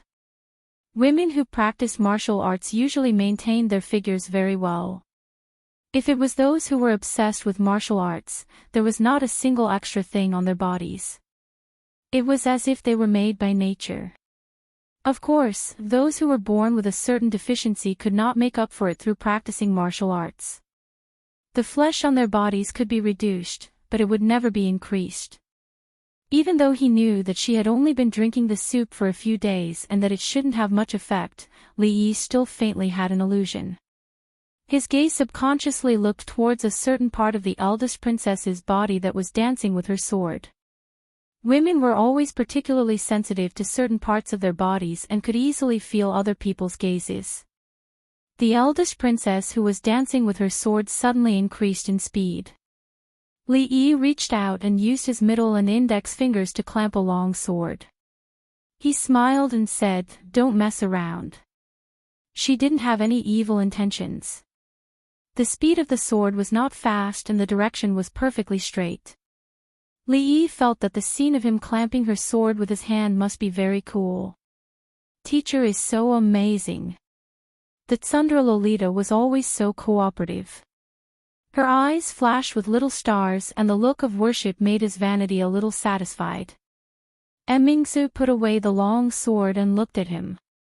She asked, "Where is the thing?" "What thing?" Li Yi was stunned for a moment before he remembered something. He said, "That soup needs to be brewed for a long time. I came out in a hurry today and didn't have time to prepare it." Next time, the Tsundere Lolita shook Li Yi's arm and said in a sweet voice, "Teacher, my royal sister doesn't let me drink the soup you brought for her. Can you bring some for Shanning in the future?" Li Yi pinched her little face and said, "No, this kind of soup is not for children to drink." Mingzhu's face turned slightly red. He really knew the effects of that soup. So, was he disdaining her? She glared at him vaguely. She walked over and opened something he placed on the table. Father's handwriting. She couldn't help but exclaim softly when she saw the 4 big words, Mingzu Academy, written on the paper. Li Yi was having a headache on how to explain to the Tsundere Lolita why that kind of soup could only be drunk by older girls and not younger girls. This was a false proposition because it was more effective for a growing girl than an older girl. But he couldn't really explain it like that. Seeing that she picked up the paper, he took the opportunity to walk over and said, "In the future, regardless of whether it's the capital or the other prefectures, the academies established will be called Mingzu Academy. The meaning is that these academies aim to cultivate brilliant talents like Mingzu for the country." The names of the academies were also very particular. It was very appropriate to use Mingzu as a metaphor for talents. It was easy to understand and meaningful. Of course, the reason why Li Yi gave the academy this name was not because of this. He wanted to let the students studying in these academies know that they could get rid of their poor lives and sit in the bright academy. They could have the opportunity to enter the court and bring honor to their ancestors. They could compete fairly with those powerful peers of the same age. These were all given to them by one person. This person was called Mingzu Li. She was the eldest princess of the Jing Kingdom. Chapter 765. Mingzu Academy. Mingzu murmured the name. She could not believe that his purpose was as he said. No matter how she looked at it, there seemed to be another meaning behind it. The proud Lolita no longer asked Li Yi why she could not drink her royal sister's soup. She tugged at Li Yi's sleeve and said with a blush, "Sir, build a few Shanning academies too. The Ice Condensation Academy is fine too." After thinking for a while, she felt that she could not forget Yongning. She raised her head again and said, "And Yongning Academy. How about it? It sounds nice too." She felt that although her name was not as nice as her royal sister's, it was much nicer than Qingyang's. Li Yi touched her head and said, "Okay, I will build another Shanning Academy and let you be the dean. Pinky promise." The proud Lolita immediately smiled. Her eyes formed a crescent shape and she stretched out her little finger. She had learned this action from Yongning. Yongning knew a lot of new things that she did not know. When she talked to her teacher, she could not understand most of the time, so she simply copied him. Li Yi helplessly hooked his little finger with hers. Their thumbs touched, and the proud Lolita said happily, "Pinky promised to hang, it won't change for 100 years." Although she did not know why Pinky promise meant hanging, this action meant that they could not go back on their word. Regardless of whether he hung or not, this was what her teacher had promised her. When she grew older, she would be able to have her own academy. She would be the dean, and she would be a little more powerful than Li Han. This would prevent him from showing off in front of her all day long. Mingsu knew that his words had always been powerful. Since he had promised Shanning, there would definitely be a Shanning Academy in the future. Perhaps by that time, Shanning would have already forgotten about this matter. Seeing that they had completed this childish alliance, Mingsu looked at Li Yi and asked calmly, "The Ministry of Rites has made it clear that they will no longer be involved in this matter. We don't even have anyone we can use now. How are we going to get so much money?" She knew that she had encountered great obstacles in raising the money. Whether it was the imperial court or the common people, they were all discussing this matter. Almost no one thought that she could succeed. Everyone was waiting to see her make a fool of herself. Of course, it would be a lie to say that she didn't care about this. It was only because she trusted Li Yi that she asked this crucial question now. Li Yi looked at her and said mysteriously, "Don't worry, the show has just begun." He put away the things he won from the old emperor and explained, "Change your clothes first. We'll leave immediately. We'll talk later." The proud Lolita brandished her sword at the side. The children of the royal family were not required to be proficient in both literature and martial arts. It was even rarer for women to practice martial arts. Among all the princesses, the only one that Li Yi knew was the eldest princess. With the old maid watching from the side, Li Yi didn't have to worry that she would hurt herself. Mingsu changed her clothes and came out. When the proud Lolita came out, Li Yi told her about the plan in detail. Mingsu looked at him and asked, "From the beginning, you knew that the officials from the Ministry of Rites would hit a wall. You also expected that they would withdraw on their own accord. Is this all part of your plan?" Li Yi nodded. "After all, the Ministry of Rites doesn't belong to us. With them around, we can't do whatever we want. If they leak information, it will have some impact. Moreover, how can we let them take the credit for nothing?" Mingsu sorted out the entire process and connected all the things that he had done in the past few days. She couldn't help but think of the mysterious light she saw in his eyes that day. She looked at him and said seriously, "You're so bad." Li Xian stood behind the two of them and looked at Li Yi with wide eyes. He asked in disbelief, "What did you do to Mingsu?" Li Xian looked at the two of them suspiciously for a long time before suppressing the unrealistic thought in his mind. He said, "I've heard about what happened at the academy. I should be able to take out 100,000 taels of silver to use on the academy in the capital. It should be more than enough. As for the rest, we can slowly think of a way. If it was only the capital city, it wouldn't be a problem." But the problem was that the scale of the project this time was so large that it covered the entire Jin kingdom. Just the initial investment alone would be a terrifying figure. No one knew how much money would be needed in the future. Li Yi waved his hand and said, "Forget it. Your father-in-law has already donated 200,000 taels of silver. You'd better keep the money." Li Xian's crown prince's mansion wasn't poor. Just the business cooperation between the three families could bring him unimaginable profits. But he was also a spendthrift. The national treasury could only provide a portion of the research funds for the entire Academy of Science. He had to pay for the rest himself. It wasn't easy to come up with so much money at one time. Li Xian frowned and looked at him. He said, "Don't try to be brave at this time.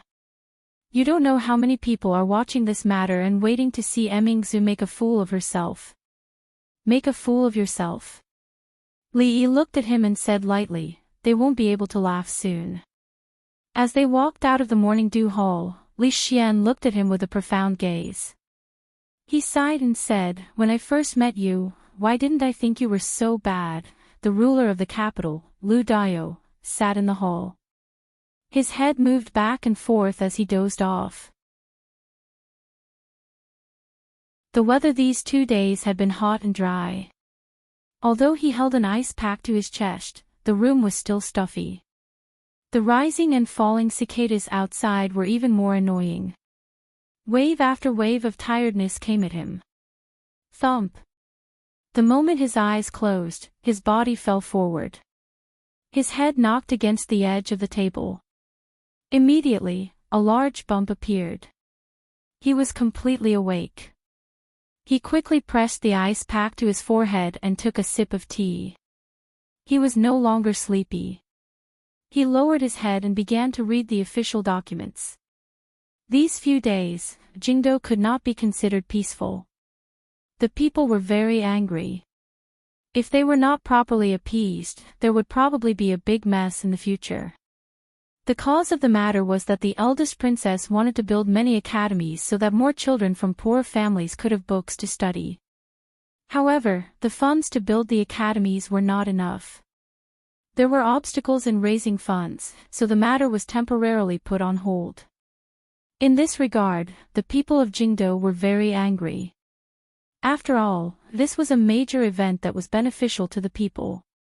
All the poorer families wanted to send their children to study and fight for a glimmer of hope to bring glory to their ancestors. However, most families even had problems eating, so it was impossible for them to cultivate a scholar. Now that there was such an opportunity, how could they give it up? Lu Dao could understand their desire. After all, he himself was also born of a poor family.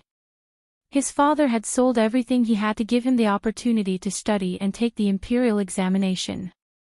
When he became successful and wanted to be filial, his father, who had worked hard all his life, passed away and did not enjoy even a day of happiness with him. This had always been a regret in his heart. Regarding this matter, in his heart, he was also very supportive of the eldest princess. However, there did not seem to be many people in the court who thought the same as him. When he read the official documents and felt sleepy again, a yamen runner came to report that the eldest princess and the Marquis of Chang and County had arrived. County Magistrate Lu's sleepiness was swept away at this moment.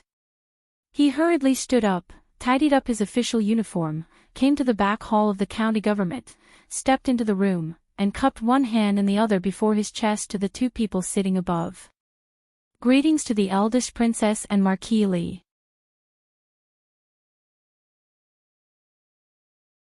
Chapter 766. Lord Lu, what's wrong? Li Yi looked at the bump on County Magistrate Lu's forehead and asked in surprise. Of course, Lu Dao couldn't say that he bumped into it when he was dozing off. He smiled awkwardly and said, I accidentally bumped into it. If he bumped into it accidentally, there would be no reason to be embarrassed. When Li Yi was in Qing and Prefecture, he heard that Lord Lu and his concubine had a lot of fun in the bedroom. He might have hurt himself by playing some new tricks last night. He looked at him strangely and said, although you're having fun, Lord Lu, you have to be careful. Mingsu looked at them and asked, what are you talking about? County Magistrate Lu was also puzzled, but he didn't continue on this topic. He raised his head and asked, what can I do for your highness and Marquis? Li Yi was not used to his words. He waved his hand and said, we're old friends. You don't have to be so polite, County Magistrate Lu. How could he, Lu Dao, be friends with the emperor's close officials and the princess? County Magistrate Lu was nervous, but he couldn't help but feel happy. Although the eldest princess was a woman, she wielded more authority than any of the princes. She was also an influential figure in the royal court. As for County Marquis Li, he was able to influence the political situation. To a certain extent, it could be said that he was able to rise from an insignificant county magistrate of Anxi to a magistrate of the capital. Li Yi didn't say much to him. He took a sip of tea and asked directly, how many rich merchants do you know in the capital? Rich merchants. Although he didn't know why Li Yi asked this question, County Magistrate Lu answered honestly, although I haven't been in the capital for long, I know many famous country gentlemen and rich merchants near the capital. With many years of experience as a county magistrate, Lu Dao knew clearly that if he wanted to make achievements in his jurisdiction, he had to build a good relationship with the local tyrants first. The capital was different from Anxi County. There were too many local tyrants here, and all of them were pythons. He couldn't get close to those high-ranking officials and nobles, but he had gotten to know quite a few of the smaller tycoons and magnates over the past year. That's easy. Li nodded, looked at County Magistrate Lu and said, "There's something I need to ask Lord Lu to do." "I'll be very busy these days." County Magistrate Lu smiled and said, "It's my honor to work for Marquis and Her Highness."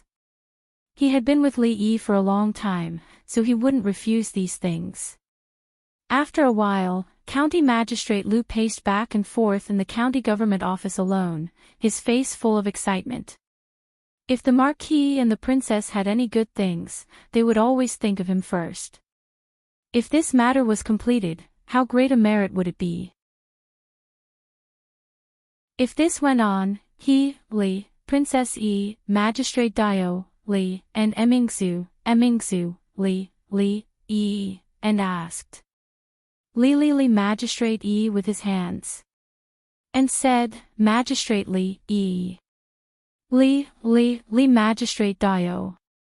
Li put his hands behind his head and said lazily, "How can I know if I don't try?" Li Yi had no way of explaining this to her. He was also using the experiences of his predecessors to do things. History was always shockingly similar. Many things would not change with the passage of time. Some principles were applicable to the entire universe. Li Emingsu looked at him. "What are we going to do now?" "Go home for dinner." Li Yi stretched himself. "Shaoning is also here. Do you want to join us?" What happened in the court had always been the focus of the insightful people in the capital. And the establishment of the academy was not limited to these insightful people. Because it was closely related to the common people, more people participated in it. They were always paying attention to the progress of this matter. Among them, there were many powerful people who could get the news from the Ministry of Rights. For example, which officials donated money, how much they donated, who was stingy, and why the officials of the Ministry of Rights were refused at the door, and so on. It was very detailed. Of course, there would occasionally be some messy things mixed in with this information. For example, an official from the Ministry of Revenue only donated 100 taels of silver to the academy. His son spent a lot of money on the top girl of a brothel that night. Another deputy director of the Ministry of Works who donated 50 taels of silver married a concubine the day before yesterday. He held a banquet at home. It was said that the food and wine ordered from Drunken Moon restaurant cost 100 taels of silver per table. Even if he only ordered 20 tables, it would still cost more than 1,000 taels of silver. Not to mention the fact that his concubine was a famous courtesan in the capital. The amount of money used to redeem her was clearly marked. The strings of numbers were written there, causing many people to suck in a breath of cold air when they saw it. Another example was a stingy official who refused the people of the Ministry of Rights outside the door. He spent thousands of taels of silver to buy a precious painting and took turns to invite friends to admire it. Thus, people discovered some things. There was money for prostitution, money for taking concubines, money for buying paintings, money for treating people to meals, but no money for donating money to the academy. In this day and age, there was no such thing as moral blackmail. Some people only felt that these officials were a bit rich and heartless. However, they did not violate the law, so others did not have the right to criticize them. However, this kind of knowledgeable people was, after all, a minority. In this world, most people were ordinary people who had not been educated and only had a shallow sense of right and wrong. Rich people only cared about their own pleasures and did not care about the lives of the common people. Officials who did not make decisions for the people deserved to be scolded. Of course, they did not dare to scold them openly. No one knew how much spittle they secretly spat at those rich and powerful families. In a private room of a tea house in the capital, an elegant middle-aged man looked at the man opposite him and said with a smile, "Sir Wu, that concubine of yours is famous in the capital for her skills in bed. Can your body withstand it?" Sir Wei does not need to worry about this matter. The man who was drinking tea glanced at him and said, "Your son is willing to spend 1,000 taels of gold for a prostitute." This kind of demeanor is probably comparable to that of Sir Wei in the past. The elegant middle-aged man waved his hand and said, "I have already taught that unfilial son a lesson. 1,000 taels of silver is a pity. Add another 2,000 taels and you can buy that mountain-dwelling painting of Yen Gong. Don't you think so, Sir Qi?" A man next to him glanced at him and said lightly, "You don't have to be cynical. I am willing to spend 3,000 taels of silver to buy a painting than to donate 30 taels of silver to them. There is no law in the Jing kingdom that states that I must donate." The elegant middle-aged man sighed and said, "But the people outside don't think so." Because of these things, the reputation of the people present was somewhat affected. As officials, they cherished their reputation very much. They gathered today because of the events that happened in the past 2 days. Just a bunch of stupid people. Sir Wu snorted and said, "When this matter is over, no one will talk about it anymore. I want to see how long she can hold on without money." Even on such an occasion, he still did not dare to call her name directly. She is still a woman after all, she is going against all the aristocratic families. Even His Majesty, let's just wait and see. It should be soon. If she can't raise the money, this matter can only be put aside. Let's see how she will explain to His Majesty and the officials. Laughter could be heard from the crowd, and the slightly tense atmosphere finally relaxed. "Tell your master." A street away from the tea house, County Magistrate Lu looked at the inquiring servant and said with a smile, "Tell him that the capital magistrate Lu Dio has come to visit."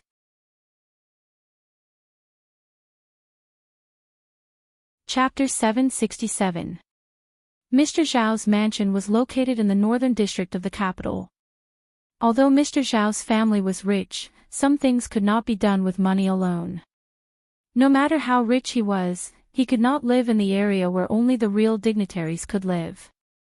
This was determined by his identity. Although businessmen were not untouchables, they were still looked down upon by the upper class. They were not allowed to become officials. Just this one rule was enough to completely restrict them in certain aspects. Therefore, Mr. Zhao, who was playing chess with a friend, immediately dropped the game and hurried out to greet the county magistrate when he heard that the county magistrate came to visit. Seeing a person walking over from afar, Squire Zhao hurriedly went up to greet him and said with fear and trepidation, "Lord Lu, your presence brings light to my humble abode. I, Zhao, hope that Lord Lu will forgive me for not going out to greet you." It was not the first time that he met Lord Lu. When Lord Lu had just been promoted to the capital magistrate, he had contacted many gentry and rich businessmen. This was probably what every county magistrate would do after taking office. At that time, Mr. Zhao only clinked his cup with him and did not even have the chance to talk to him. Today, County Magistrate Lu came to visit him in person. His purpose was unknown, but it was impossible for him to play chess with him. Mr. Zhao immediately became nervous. County Magistrate Lu smiled and said, "If Mr. Zhao's mansion can be called a humble abode, then I really don't know how to describe my county government." Mr. Zhao saw that he was smiling and did not seem to be looking for trouble. Mr. Zhao relaxed a little and stretched out his hand. "Lord Lu, please come in. Come on, serve the tea. Take out my treasured tea." County Magistrate Lu was a tea lover. After taking a sip of the tea, he praised it. Steward Zhao absent-mindedly added a few words. The two of them chatted about tea leaves, daily life, and business affairs. Time passed by unconsciously. Those who didn't know might think that they were close friends. Finally, Mr. Zhao could not help but look at County Magistrate Lu cautiously and asked, "Why did you come to my humble abode?" County Magistrate Lu put down the teacup unhurriedly and asked with a smile, "Do you know that the Imperial Court is going to build an academy?" "I've heard of it." Zhao Yuanwei nodded. This matter had caused quite a stir in the capital recently. He knew that this matter seemed to have something to do with the eldest princess, but he didn't pay too much attention to the specifics. Then, he realized something. He looked at County Magistrate Lu and asked, "Lord Lu, what do you mean?" "To tell you the truth, we've encountered some difficulties in raising funds for the academy." County Magistrate Lu looked at Squire Zhao with a smile and asked, "I wonder if Squire Zhao is willing to be generous and do something for the poor students in the world." Zhao Yuanwei was taken aback. Poor students. Poor students. What did it have to do with him? Why did he have to be so generous? It turned out that this Lord Lu had come today to ask him to donate money. The Zhao family was indeed rich, but this money did not grow on trees. Why should he donate it? A trace of dissatisfaction flashed in the depths of Zhao Yuanwei's eyes, but he didn't show it. The smile on his face became brighter and he said, "Of course I'm willing. I've always wanted to do something for the country." Xiao Fu, go to the accountant and get 100 taels of silver. 100 taels of silver was not much for him. It wouldn't cost him much, and he could give this Lord Lu an explanation. He didn't refuse at all. It was not a wise choice to offend County Magistrate Lu for a little money. So he simply set the amount so that County Magistrate Lu wouldn't ask again. County Magistrate Lu still had a smile on his face and said, "On behalf of the poor students in the world, I thank Squire Zhao in advance." Zhao Yuanwei nodded repeatedly, "It's my pleasure." The housekeeper of the Zhao family quickly took out 100 taels of silver, and naturally a runner helped to accept it. "I still have something to do, so I'll leave first." County Magistrate Lu and Zhao Yuanwei exchanged some polite words and then stood up to leave. Zhao Yuanwei stood up and said, "See Lord Lu off." Although he lost 100 taels of silver in vain, it was worth it to see this bodhisattva off. If it weren't for the fact that I really can't take out so much silver, I would like to donate more. When they walked to the gate of the mansion, County Magistrate Lu shook his head and said, "Squire Su from the south of the city donated 3,000 taels of silver to a library for the academy. Shopkeeper Zhang from the north of the city donated 1,000 taels of silver to a school. I'm afraid both of them have the opportunity to be listed on the academy stele. I'm very envious."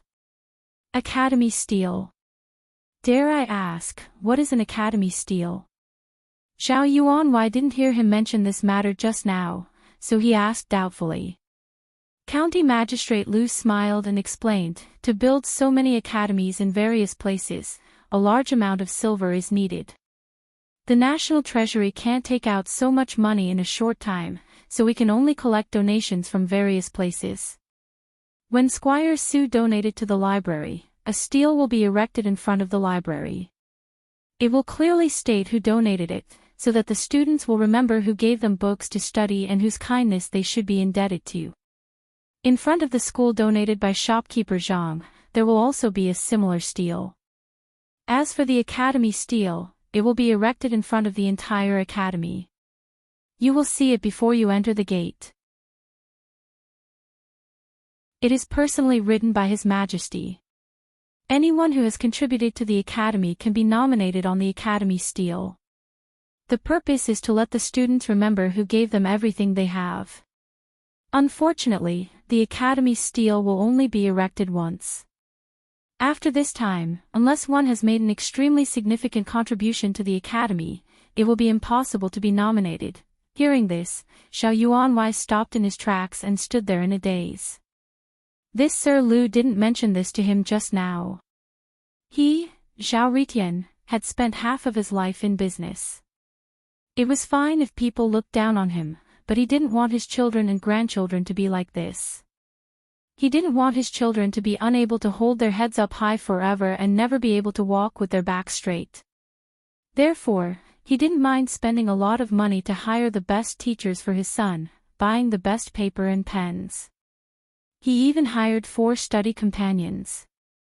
Wasn't it all for the sake of his son's future success, to pass the imperial examinations, and for the Zhao family to get rid of the shadow of being a family of merchants? Why did he do all this? Wasn't it for fame?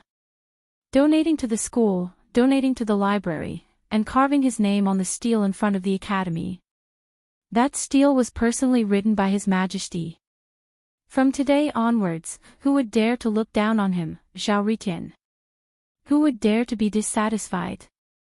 If you have the ability, why don't you carve your name on the stele and let His Majesty personally write it? That was an academy, after all. Who knew how many people who graduated from there would achieve success and fame in the future, soaring into the sky with a single leap? At that time, perhaps those officials in the imperial court would occasionally remember the familiar name they saw on the academy's monument when they were young and studying. Zhao Ritian. Even if there was only one person who remembered it, it was enough for him and the Zhao family. Not to mention how much those high-ranking officials would remember the kindness of the past. Other than the tombstone, to be able to carve his name on the stele was something that he could brag about for the rest of his life. Just now, County Magistrate Lu said that this opportunity was only available once. If he missed this opportunity, there wouldn't be another one like this. Damn Squire Su. He was indebted to him in the past, but he didn't bring him along for such a good thing. A hint of anger appeared on Zhao Yuany's face, but it quickly disappeared. The smile on his face was unprecedentedly bright. He caught up with County Magistrate Lu in a few steps. Seeing that County Magistrate Lu was about to step out of the mansion, he hurriedly said, "Sir, please wait." County Magistrate Lu looked back at him and smiled. "Oh, Squire Zhao, is there anything else?"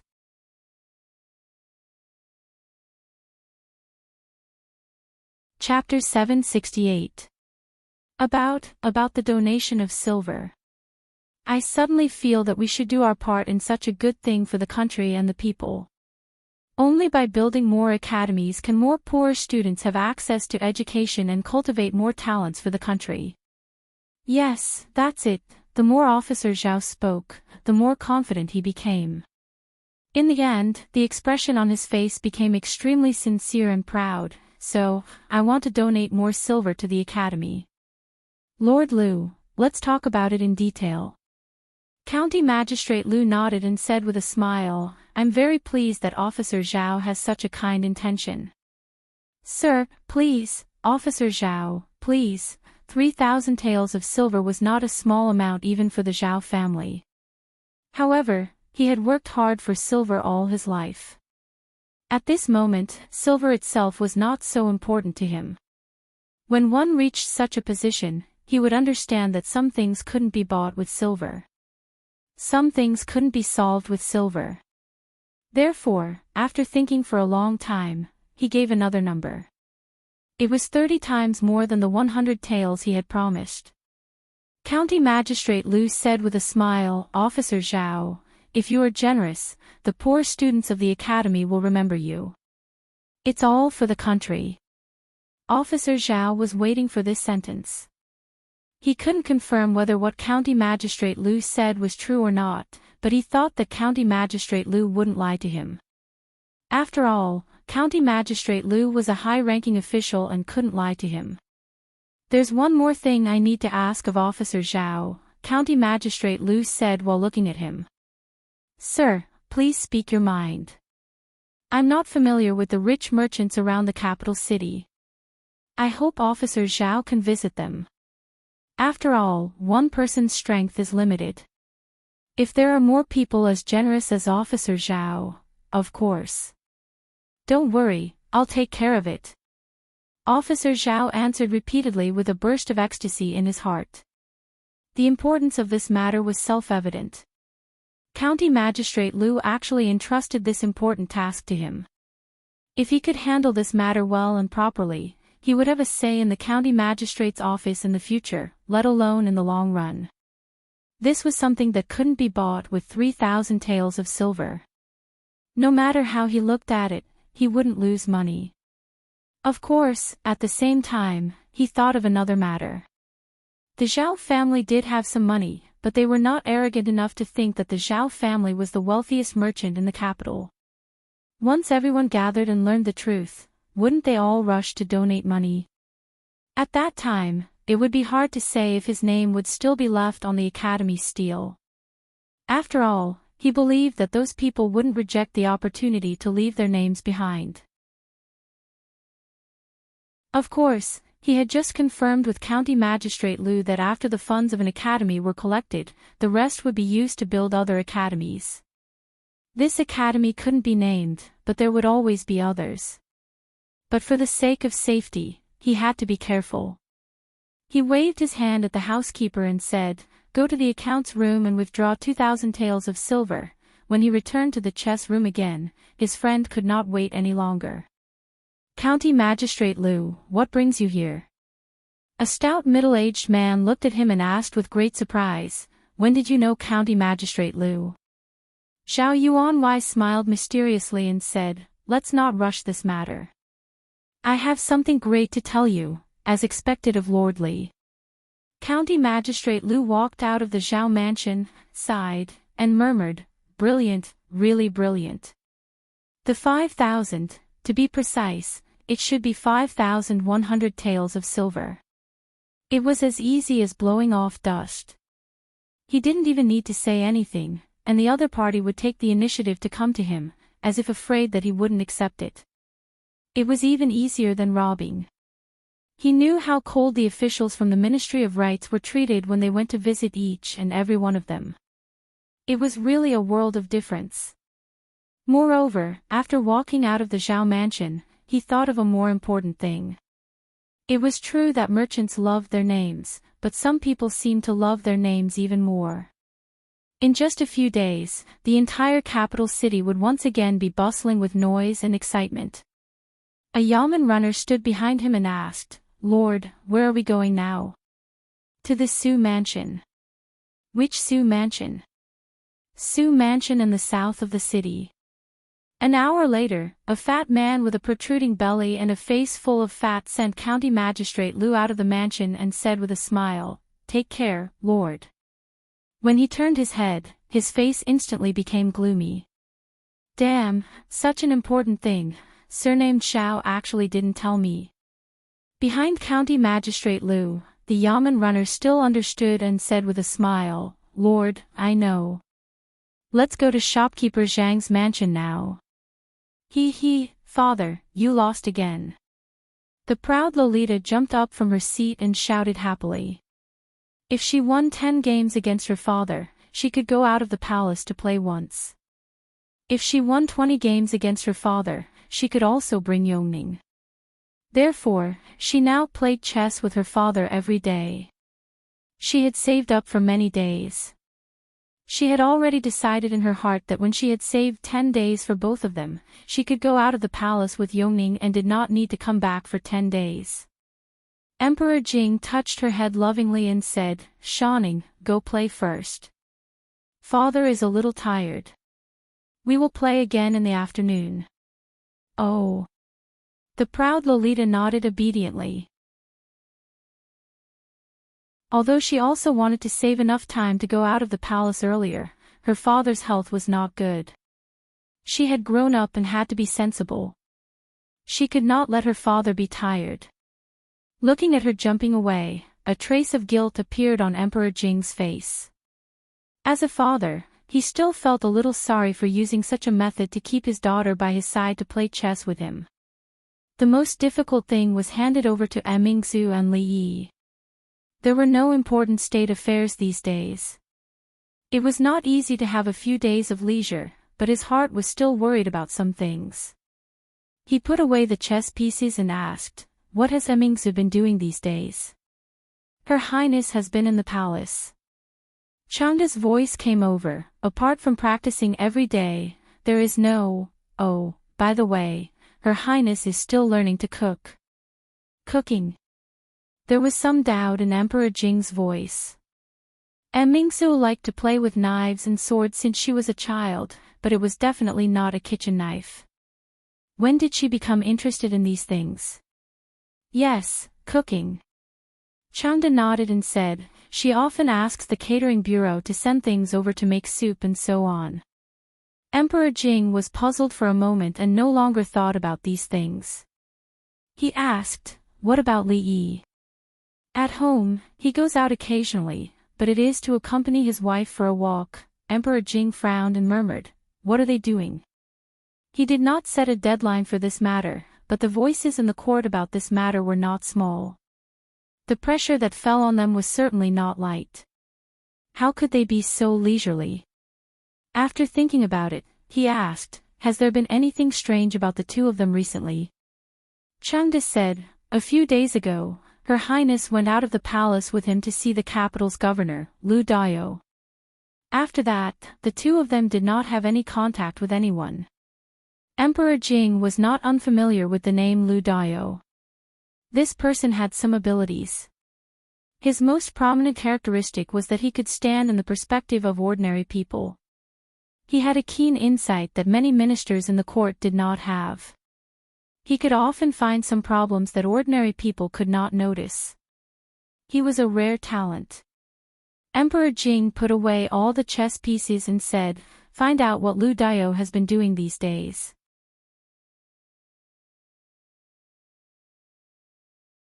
Chapter 769. The Secret Intelligence Department was the most feared institution among the officials. The 6 ministries and the Prime Minister had no right to order them around. They were directly responsible to the Emperor. Everyone knew about the Secret Intelligence Department, but it was still mysterious in the eyes of the officials.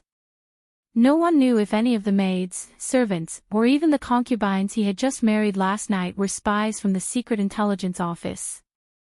Of course, no one knew the specifics.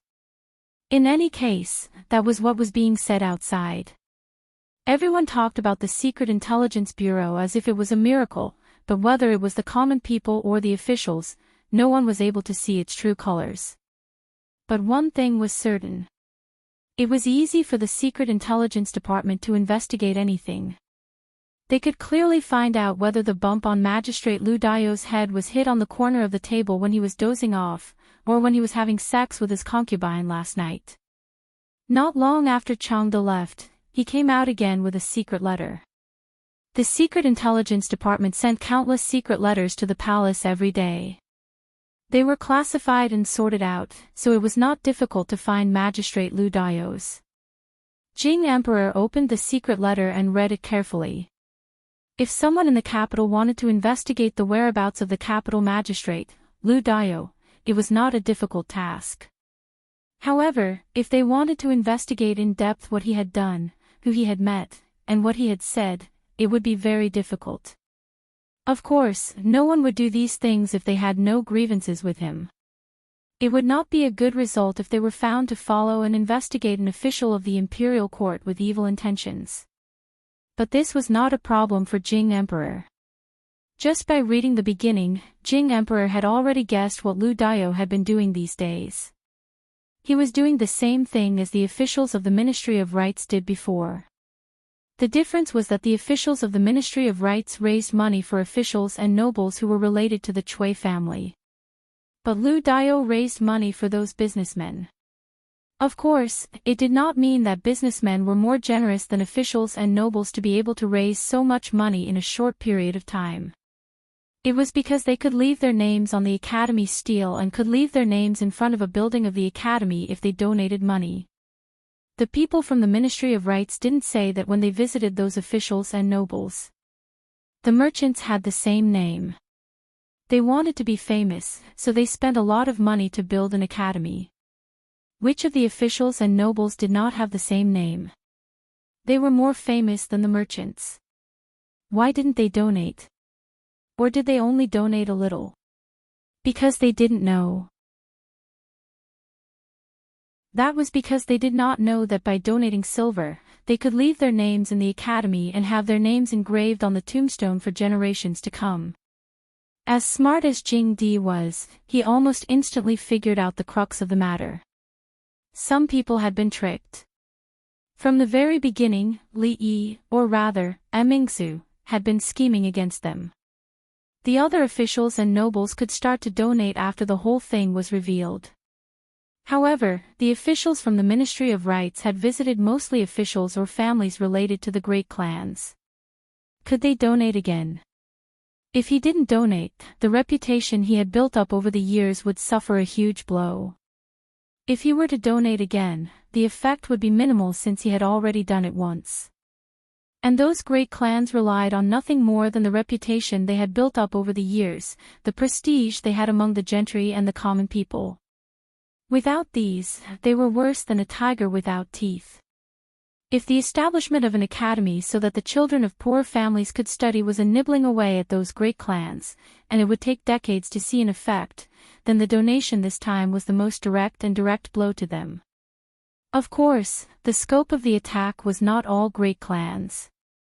The Chui clan and the noble families of the Chui clan, after experiencing a huge loss of money, were about to face a more serious mental blow. This was something he had wanted to do for many years, but he had never done it. Jing Di's expression was not clear whether he was gratified or disappointed. Finally, he just put down the secret letter in his hand and sighed. I am really old. His somewhat straight back bent down, and he lay comfortably on the bed. For the first time in 20 years, he felt that the burden on his shoulders seemed to be a little lighter. That was because someone had carried something for him. Hearing the even breathing sound coming from the bed, Changde looked out of the hole. A smile flashed across his face, and he slowly retreated into the shadow of the hole.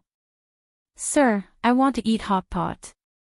The proud Lolita pulled Li Yi's sleeve and kept shaking it. Li Yi patted her head and said, It's such a hot day, why do you want to eat hot pot? Listen to Sir, drink more soup. Since he came back, he rarely cooked those spicy things. Every day, his meals were mainly light, mainly to take care of Rui's health. Making all kinds of light dishes was his recent main direction. After a while, there were two girls shaking his arm, one on each side. Li Yi looked at the proud Lolita, and then looked at Yong Ning, who was pulled over by her and avoided his eyes because of her guilty conscience. He said helplessly, Okay. I'll let you prepare it. Later, you go to another small house to eat. There were plenty of vegetables in summer. In fact, now, no matter what season it was, they could eat fresh vegetables. In order not to let her pester him, he simply let them eat hot pot alone. Mingzu walked over and looked at him. There's morning court tomorrow. I don't think I can hide it for long. It's about time. I don't plan to hide it for long. Li Yi added some seasonings to the soup and closed the lid. Then he asked, the money should be enough to build the academies near the capital, right? Li Mingzhu nodded. The capital could be said to be filled with wealthy merchants.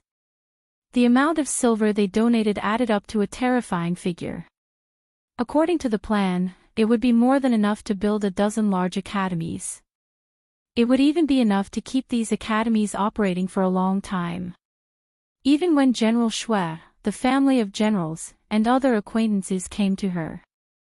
Although they didn't know the inside story, they were willing to donate some money. But she rejected them with the same reason. It was not time to unveil the veil on this matter yet. Of course, although there was already a lot of money, it was still a long way from covering the entire Jing kingdom. But the money would only be used in the capital. Every place would adopt the form of local donations. Presumably, those people would be more willing to let their names spread locally.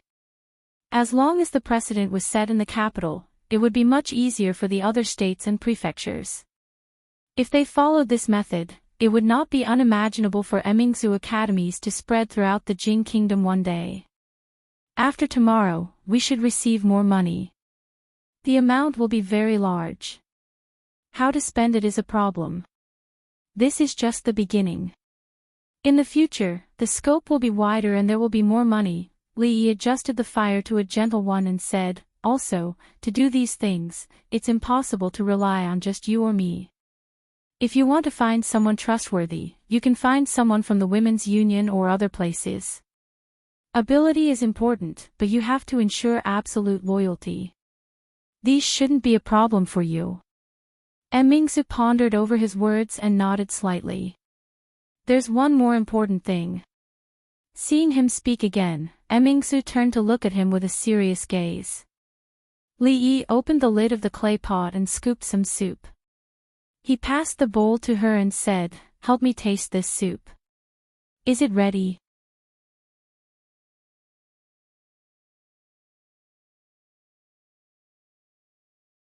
Chapter 770. The high-ranking officials in the capital had been living comfortably these past few days. They had not attended court for a few months and no longer had to wake up in the dark.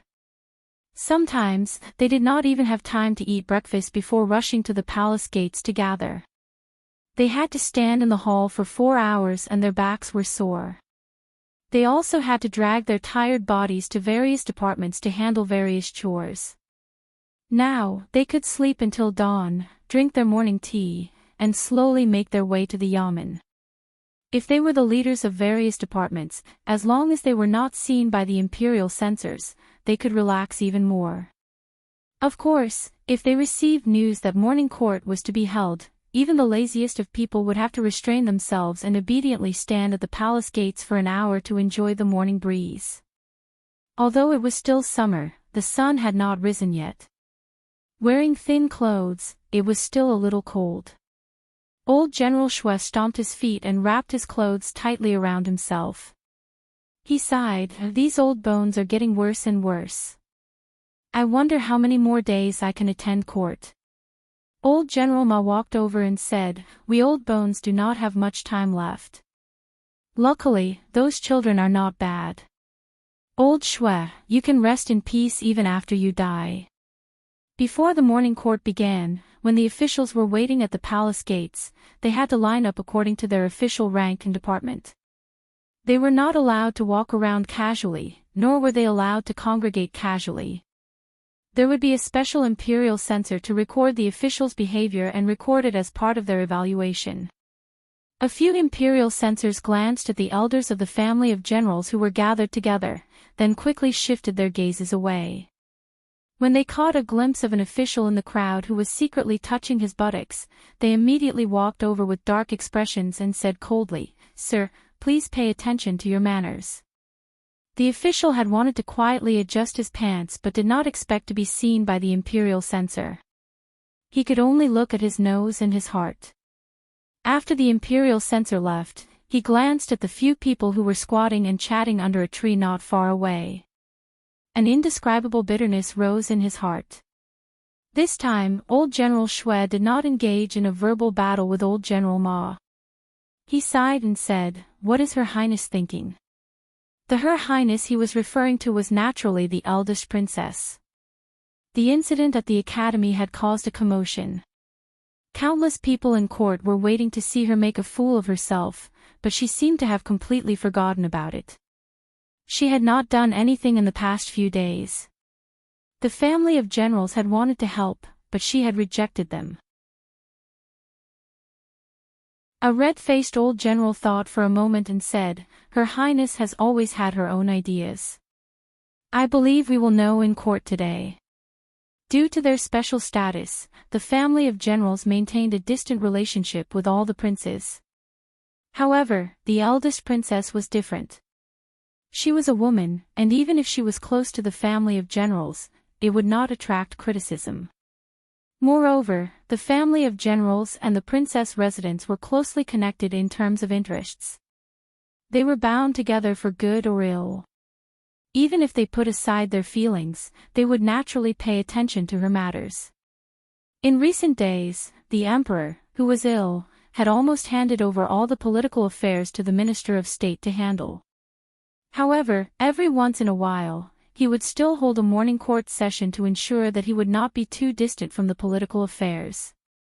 The flood of the two provinces was still an extremely important matter. How to control the flood, how to properly settle the refugees, and how to rebuild after the disaster were all important matters for the imperial court. There would be news coming from the front lines almost every day. However, the disaster this time was obviously different from the previous years. The original method could not be used, and the situation was not optimistic. After a round of recommendation by the court officials, the emperor reselected officials who were good at controlling the flood. This matter was temporarily put aside. The focus of the debate in the court shifted to another matter. The establishment of the eldest princess's academy could be said to be closely affecting the hearts of many courtiers. Regardless of their intentions, there was no doubt that countless people were concerned about the progress of this matter.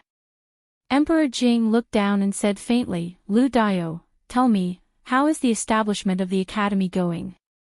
This caused many people in the court to be slightly stunned. The name Lu Dao was unfamiliar to them. Although there were many officials in the imperial court and it was impossible for them to know all of them, it was not to the extent that they had never heard of their names. This could only be blamed on the position of the magistrate of the capital city. It was not big, but it was not small either. In the local area, it was already the head of a county. In the capital city, it was wandering on the edge of the court. It was not even qualified to be noticed by some people. Of course, what surprised them was not this unfamiliar official, but the establishment of the academy. It was clearly the eldest princess who had undertaken the task. Where did this Lu Dao come from? Seeing a person coming out from the back, many people were already thinking about something. However, some people still faintly revealed expressions of ridicule and disdain on their faces. From their point of view, this kind of matter was simply impossible. This was because the establishment of the academy would not only involve the capital, but also the entire Jing kingdom. Even the national treasury would not be able to take out so much silver. Lu Dao stepped forward and said respectfully, "Your Majesty, so far, a total of more than 500,000 taels of silver has been raised. 13 academies in the capital city are already under construction, 500,000 taels of silver." This number still made many people's hearts skip a beat. This was not a small number. Everyone knew that when the Ministry of Rights raised money, they hit a wall at every turn. Not to mention 500,000 taels of silver, they could not even raise 5,000 taels of silver. In just a few days, where did this 500,000 taels of silver come from? They heard clearly that Lu Dao said raise money, which meant that this money was not allocated by the national treasury. Where did they raise it from? Their doubts did not last long. Lu Dao had already continued. Most of these 500,000 taels of silver were donated by the merchants in the capital city. I have already followed Your Majesty's instructions and ordered people to build a stone tablet. Once the academy is built, the stone tablet with the names of the donors will be erected in front of the academy, so that the students and the people will remember their contributions to the academy. As Lu Dao spoke slowly, the expressions of many officials in the imperial court changed from confusion and astonishment to shock and fear. How could such a thing happen? Those people were only lowly merchants. What right did they have to carve their names on the tablet for the students and the people to revere and pass down from generation to generation? And after today, what would the people of the world think of them? Even merchants knew to contribute to the country. How could they, the aristocratic families that had been passed down from generation to generation, not know? One had to know that, unlike the ordinary officials in the imperial court, the reputation of their families had been accumulated bit by bit. They loved the people and were kind and charitable. They had accumulated bit by bit over decades. With that stone tablet erected in front of the academy, the reputation and fame that they had painstakingly accumulated was all gone. Bah, what aristocratic families! They were not even as good as merchants. How would they have the face to call themselves aristocratic families in the future?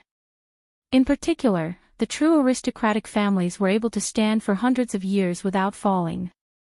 They relied on the terrifying reputation that they had accumulated over a long period of time. If even their reputation was gone, and they had even abandoned the trust of the people and the aristocratic families, no matter how large a family was, it would still be at the end of its road.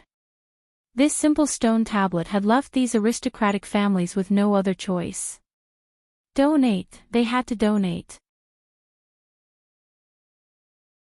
Lost money could be earned again, but lost reputation was irreversible.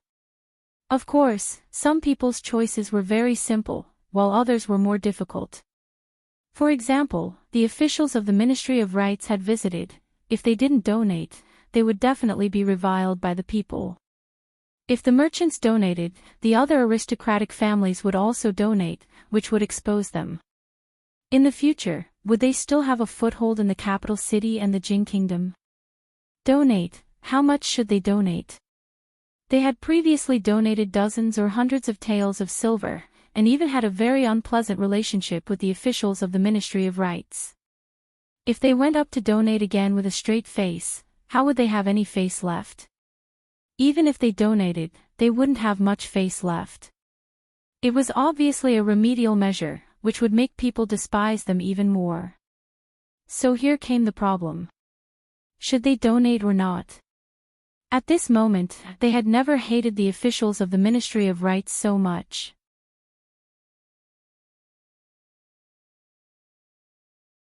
Chapter 771. At this moment, many people from the Ministry of Rights were in the court. Feeling the resentful gazes around them, they groaned inwardly and felt extremely wronged. They were the ones who did it, but they were also following orders. The fundraising was ordered by the eldest princess, and the withdrawal was ordered by imperial concubine Cui. If they could persist until the end, it would be fine. Even if they would offend so many people, offending a few people was nothing compared to the huge credit they would get for helping the establishment of the academy. However, the problem was that they gave up halfway. He had offended so many officials and clans for no good reason, and all the credit had been snatched away by that Lu Dio. He had really suffered a great loss on this errand. If they had known that the eldest princess and His Majesty had such a plan, they would not have pulled themselves out of this matter. Perhaps, this method was only thought of by the princess after they left. It was also possible that the princess already had this plan and wanted them to withdraw voluntarily. How could it be? They had no grudges against the princess. Her Highness did not have to deal with them like this. At this moment, there was nothing but depression in their hearts. The morning court session ended very early. As soon as Lu Dio walked out of the hall, he was surrounded by numerous people. Lord Lu, please wait, Your Excellency Lu, I am also willing to contribute to the Academy's fundraising. Lord Lu, I wonder if you have time today. How about we talk about the Academy's fundraising in detail? Lu Dio finally enjoyed the feeling of being surrounded by stars. Even after being promoted to the capital commander, he did not expect that there would be so many high-ranking officials of the imperial court surrounding him with smiles. He could not help but feel a little smug. However, he knew that this was not the time to be complacent. He calmed down and said in a low voice, "Don't worry, everyone. This is not the place to talk. If you want to donate, please send someone to the government office to register as soon as possible." Old General Shui stood at the door of the hall and looked at Lu Dio, who was surrounded by people. He stroked his beard and said, "Your Highness's method is brilliant, really brilliant. Why didn't I think that there would be such a marvelous technique?" Old General Ma sighed and said, "It was originally a matter of asking for help, but it has been completely reversed. Countless people are fighting to donate money. This method is not only suitable for the capital, it is applicable everywhere. Even the local academies can be built using this method. The world is full of people who cherish their names. Wonderful, wonderful." The eldest princess had a special identity.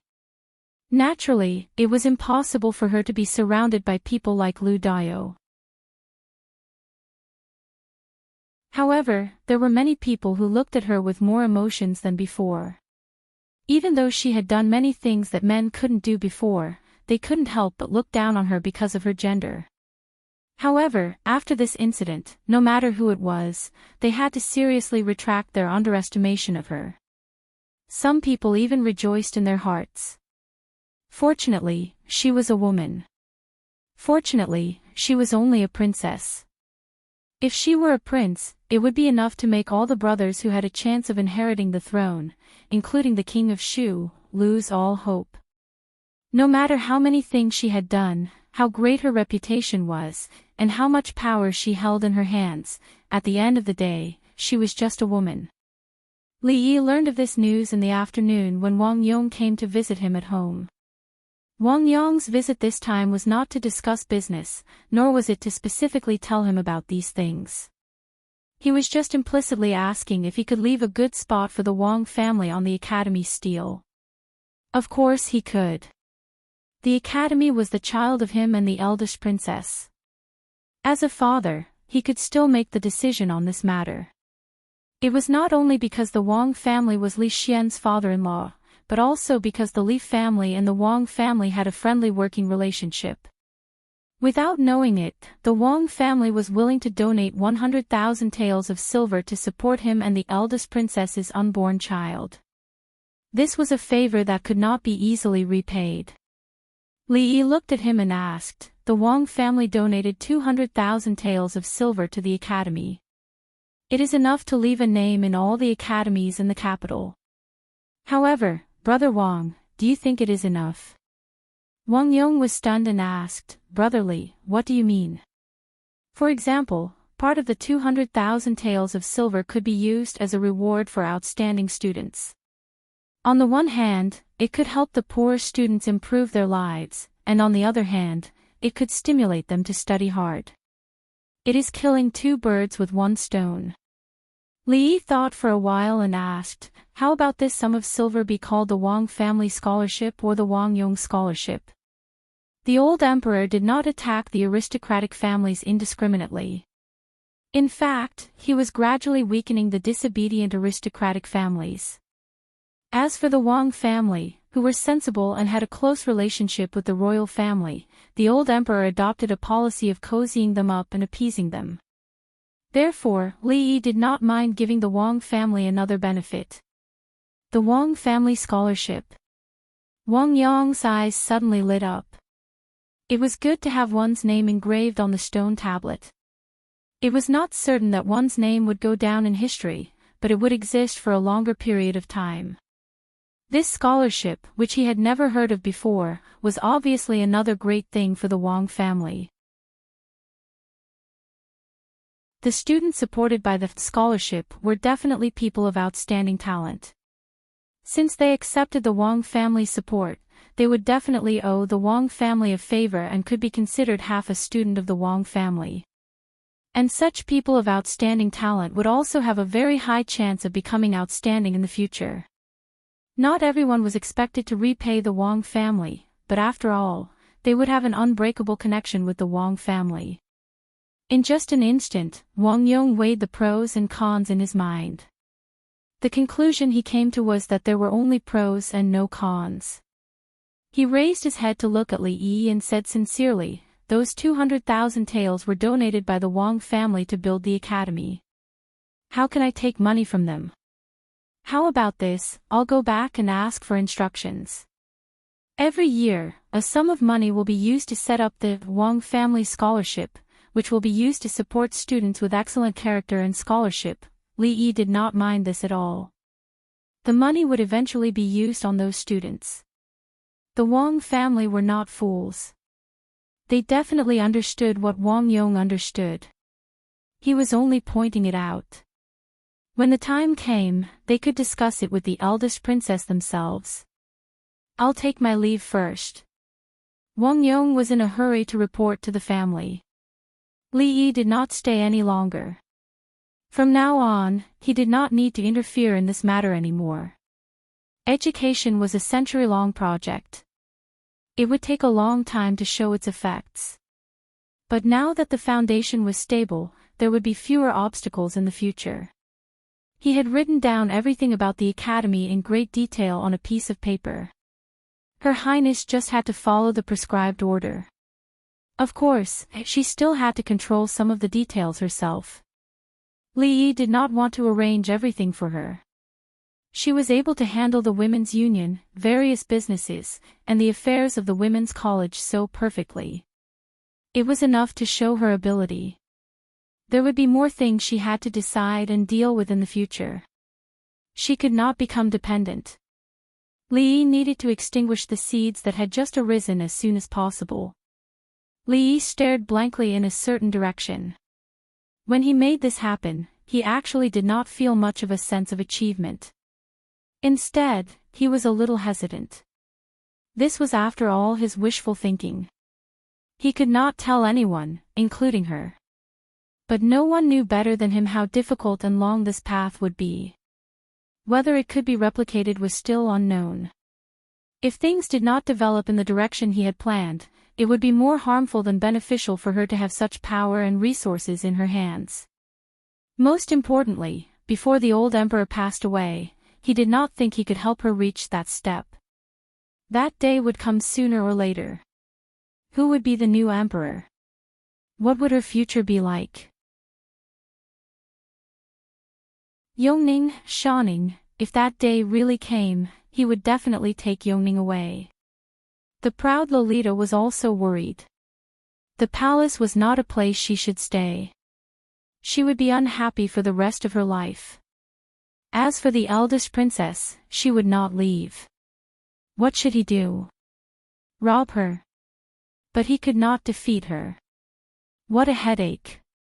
What are you thinking about? A familiar voice came from the front. Li Yi looked up and saw Mingzu walking in. He pointed to the opposite side and said, "Sit." Li Mingzhu sat down opposite him and thought of the way he looked at her just now. In that instant, his gaze seemed to contain something very strong, something that she could not describe with words. Her heart was slightly flustered. "What were you thinking about?" she asked subconsciously. "Nothing." Li Yi poured a cup of tea and handed it over. He said, "Let's talk." "What do you want to talk about?" She looked up at Li Yi. "Just talk." Li Yi looked at her and said, "Like life, ideals, and so on."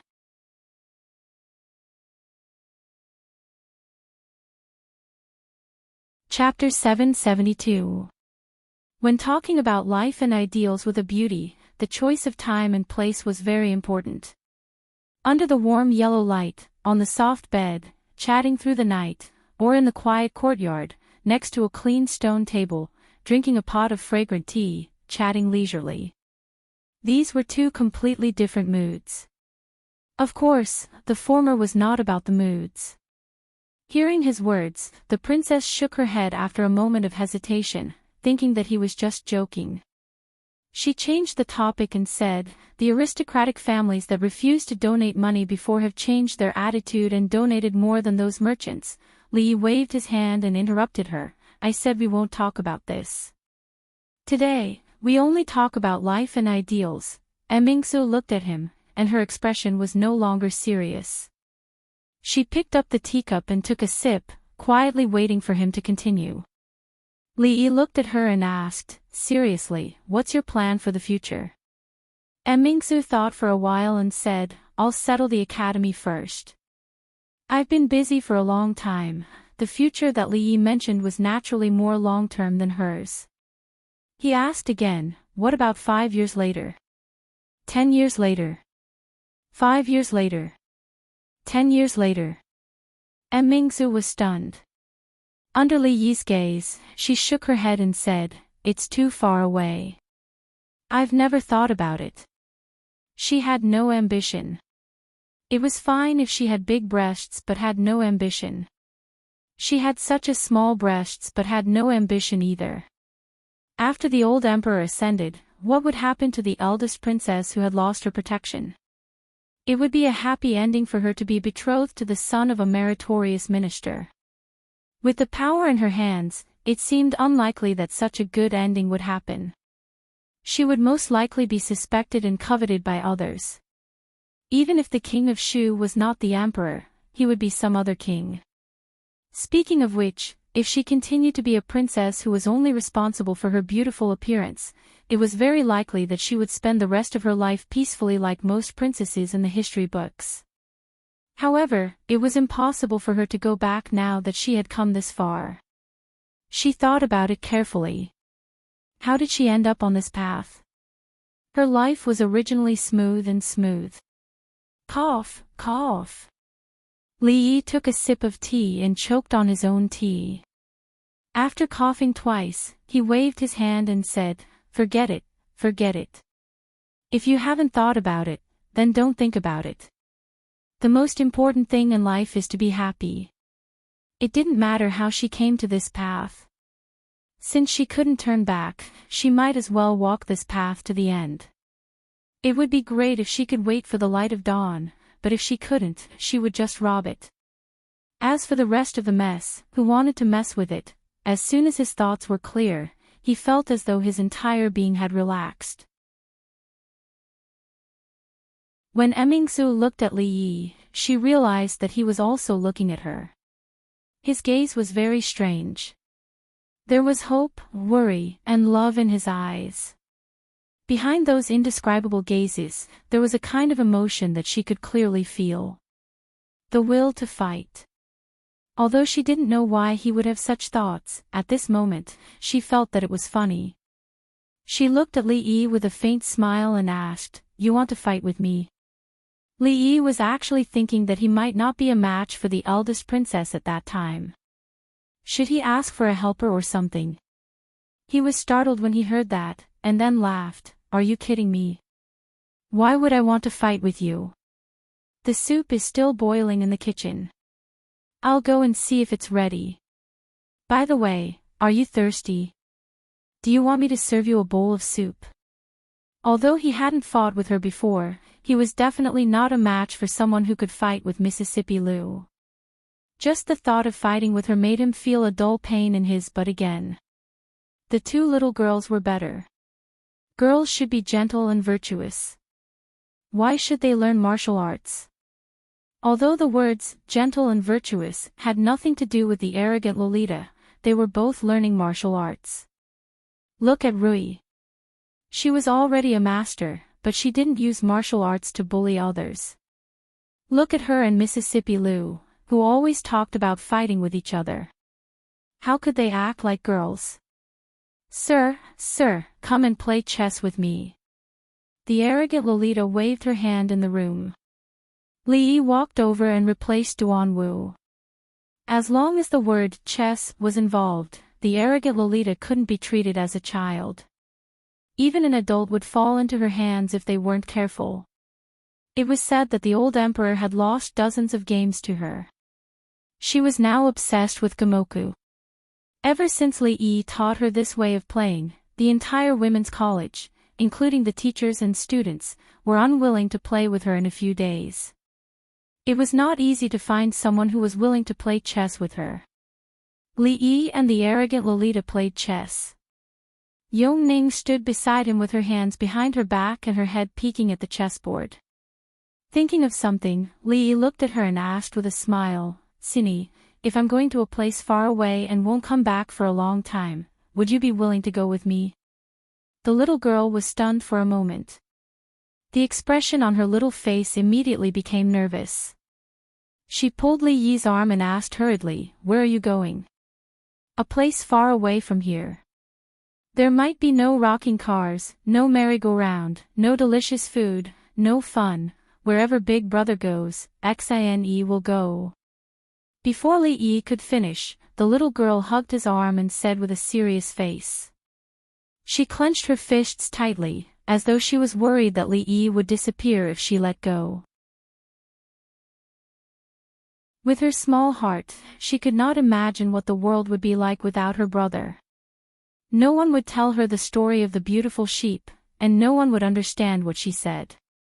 They would think that Cindy was crazy, a bad child who lied. She was not willing to go back to the past. Li Yi touched her head lovingly and hugged her in his arms. He said, "Don't worry, wherever I go, I will bring Cindy." "An." The little girl nodded obediently and stretched out her little hand. Pinky swear. From her point of view, the matter of pinky swear was a promise that could not be changed. The arrogant Lolita looked at the opposite side vigilantly. Sir always said things that she did not understand to Yongning. Just now, he said that he was going to leave and pinky swear, but he did not say anything to her. Could it be that they wanted to elope behind my back? She looked at Li Yi and did not even call him sir anymore. She asked suspiciously, "Where are you going?" Li Yi looked at her and asked, "We are going to a very far place. Does Shanning want to go?" Although Mr. Wang said that there was nothing delicious or fun in the place they were going to, she didn't believe it at all. As long as Mr. Wang was there, there was nothing delicious or fun. Even if there was nothing, Mr. Wang could make it appear, just like before. However, if it was really far, her father would not agree. She hesitated and asked, "How far?" "Very, very far. It will take more than a month to walk out of the capital." Ah! The arrogant Lolita looked defeated. The farthest place she had been to was Sir's house. She could not imagine how far it would take more than a month to walk out of the capital. Her father would definitely not agree. She sighed and looked at Li Yi with some hidden bitterness in her eyes. "But father will not agree to me going to such a far place." Of course, Li Yi could not tell her that this was all after her father left. At that time, she would no longer be the carefree little princess she was now. She would have to face the ugliness of the adult world. Li Yi nodded and said, "Forget it. The place we are going to is very dangerous. We will have to fight mountain bandits and catch bandits with the heroes of Jianghu. You are a girl, it is better for you to stay in the palace. Fight mountain bandits and catch bandits." The arrogant Lolita suddenly widened her eyes and asked, "Like my royal sister, a heroine who catches bandits?" She had admired 3 people since she was young. One was her father, one was her teacher, and the last one was her very, very powerful royal sister. When she heard that her royal sister left the palace to become a heroine and catch bandits, she was extremely envious and pestered her to tell her stories of chivalry. She had long thought that when she grew up to her royal sister, she would also leave the palace to become a heroine and travel to Jianghu, punishing evil and eliminating traitors. Li Yi nodded. They were both going to catch bandits, but what they were going to do in the future was much more exciting than catching bandits. Father will definitely not agree. The arrogant Lolita's eyes darted around as she muttered. At a certain moment, she suddenly grabbed Li Yi's arm and said with a face full of expectation, "How about we elope without father knowing?" Li Yi looked at her in shock. At a certain moment, he suddenly felt very sinful. He felt like a bad uncle who kidnapped a little girl.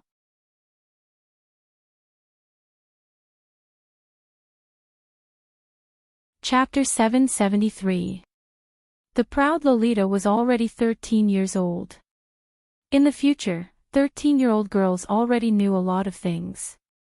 In this world, if a girl was born in a poor family, she would be able to support herself and even get married at the age of 13.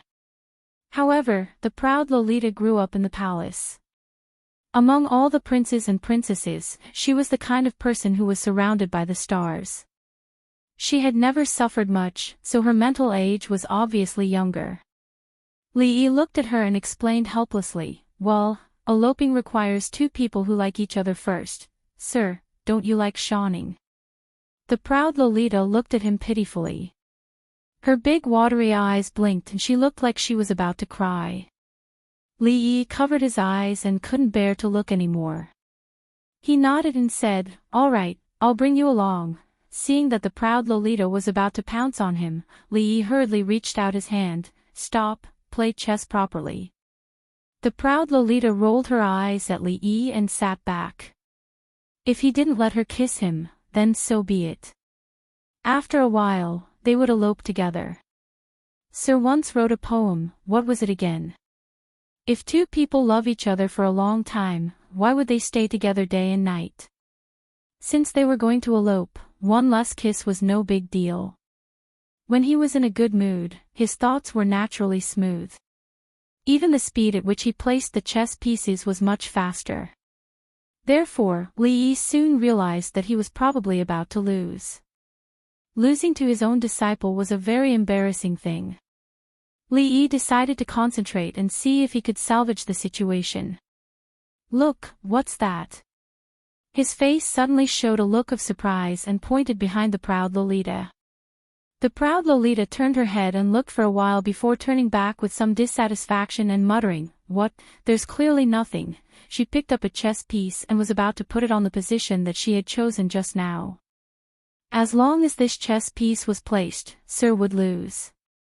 However, her hand had only landed halfway when she looked at the chessboard in a daze with a puzzled expression. "Shanning's Gamoku is getting better and better, but don't be proud. Continue to work hard." Li Yi smiled and patted her little head. He stood up and walked out of the house. "Sir, you cheated." After a moment of silence, a crisp sound rang out. A petite figure pounced over from behind. After a while, Li Yi shook his head and turned his collar up a little to hide the shallow bite marks on his neck. He did not know where she learned this from. She grabbed the neck and bit it. Although it was not heavy, if others saw it, it would be inappropriate for a princess to do so. How could an unmarried princess be so intimate with a man? He might even be mistaken for having a bad intention of abducting the princess. After the matter of the academy was completely settled, there were people to take care of everything. After sending away the arrogant Lolita, he had a lot of free time. He thought that after dinner, he would accompany Rui to the school of divination.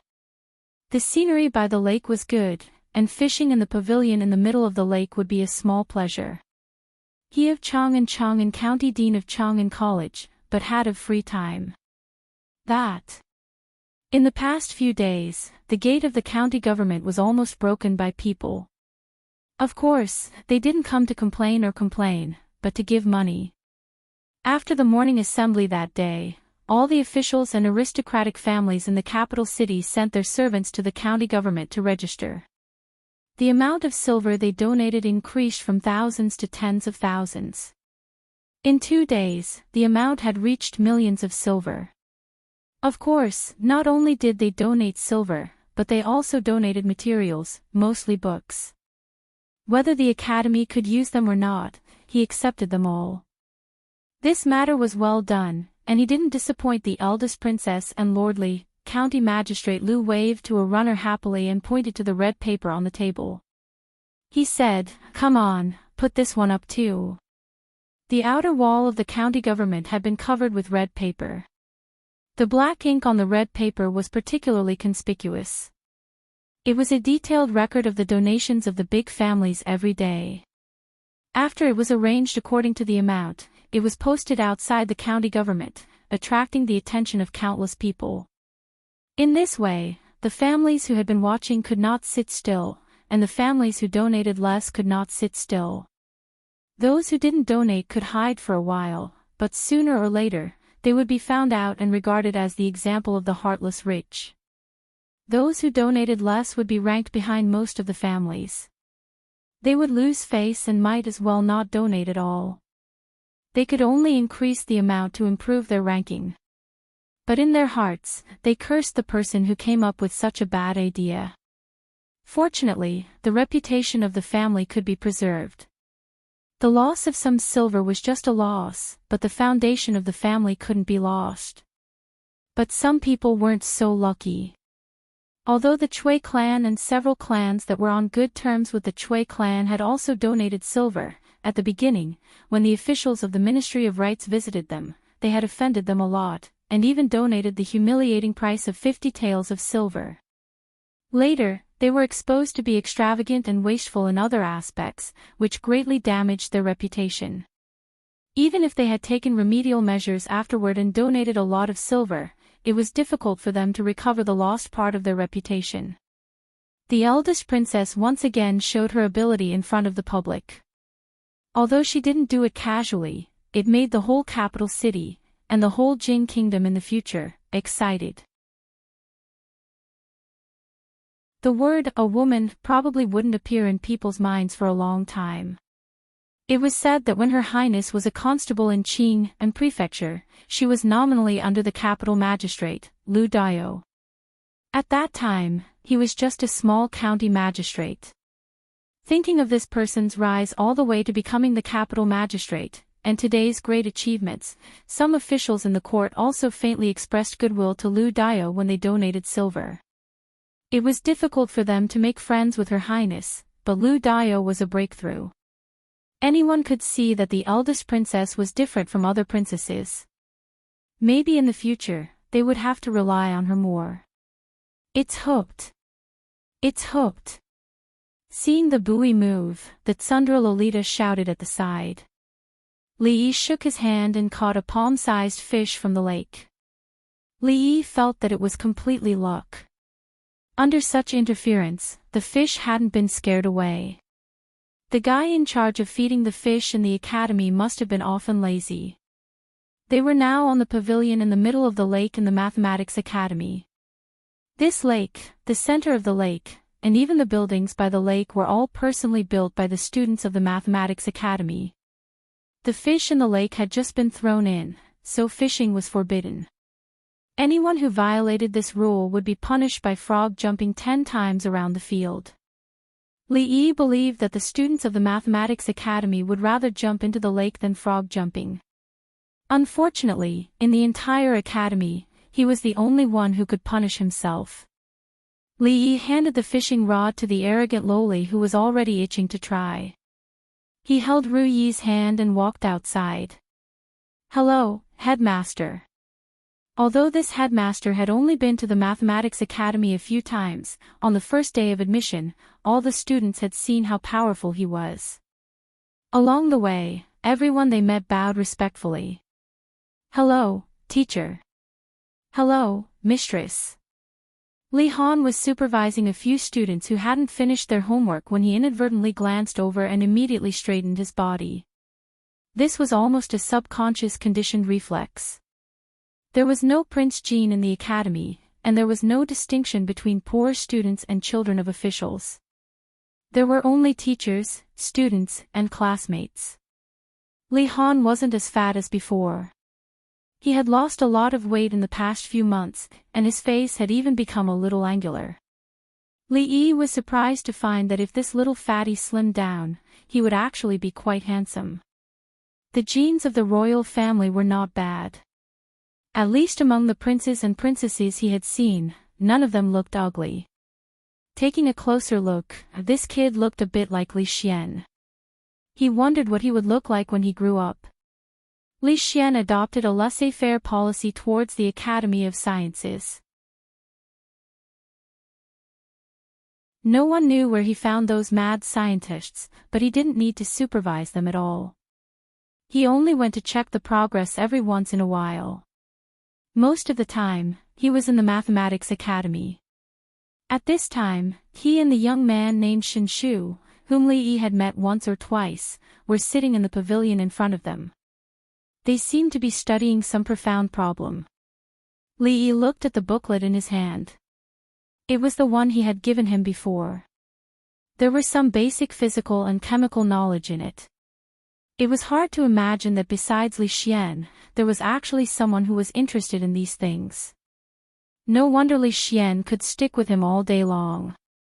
From the day that Princess Shitzi was found to be pregnant, she was taken to the palace by the Empress. Li Xian had to get the Empress's permission to see her. Except for Princess Shitzi, he didn't have any other concubines. For such a long time, he didn't find a woman, but found a man. This was really worrying.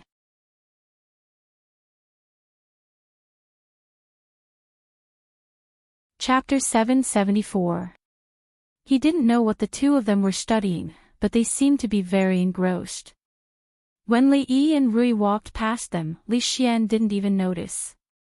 Li Yi couldn't help but sigh. Li Xian's bad habit of being more interested in men than women hadn't been changed even after they got married.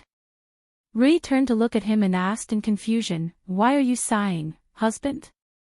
Li Yi shook his head and sighed at the degeneration of morality in the world. Even Li Xian couldn't avoid it. He said, "How can two men stick to each other all day long? Aren't you afraid of being laughed at?" "What's there to laugh at?" Rui was startled. Even if there were no women in the school, it was very normal for classmates to discuss problems. It would be improper if they were really accompanied by women all day long. She looked back and said, moreover, how do you know that they are two men? What do you mean?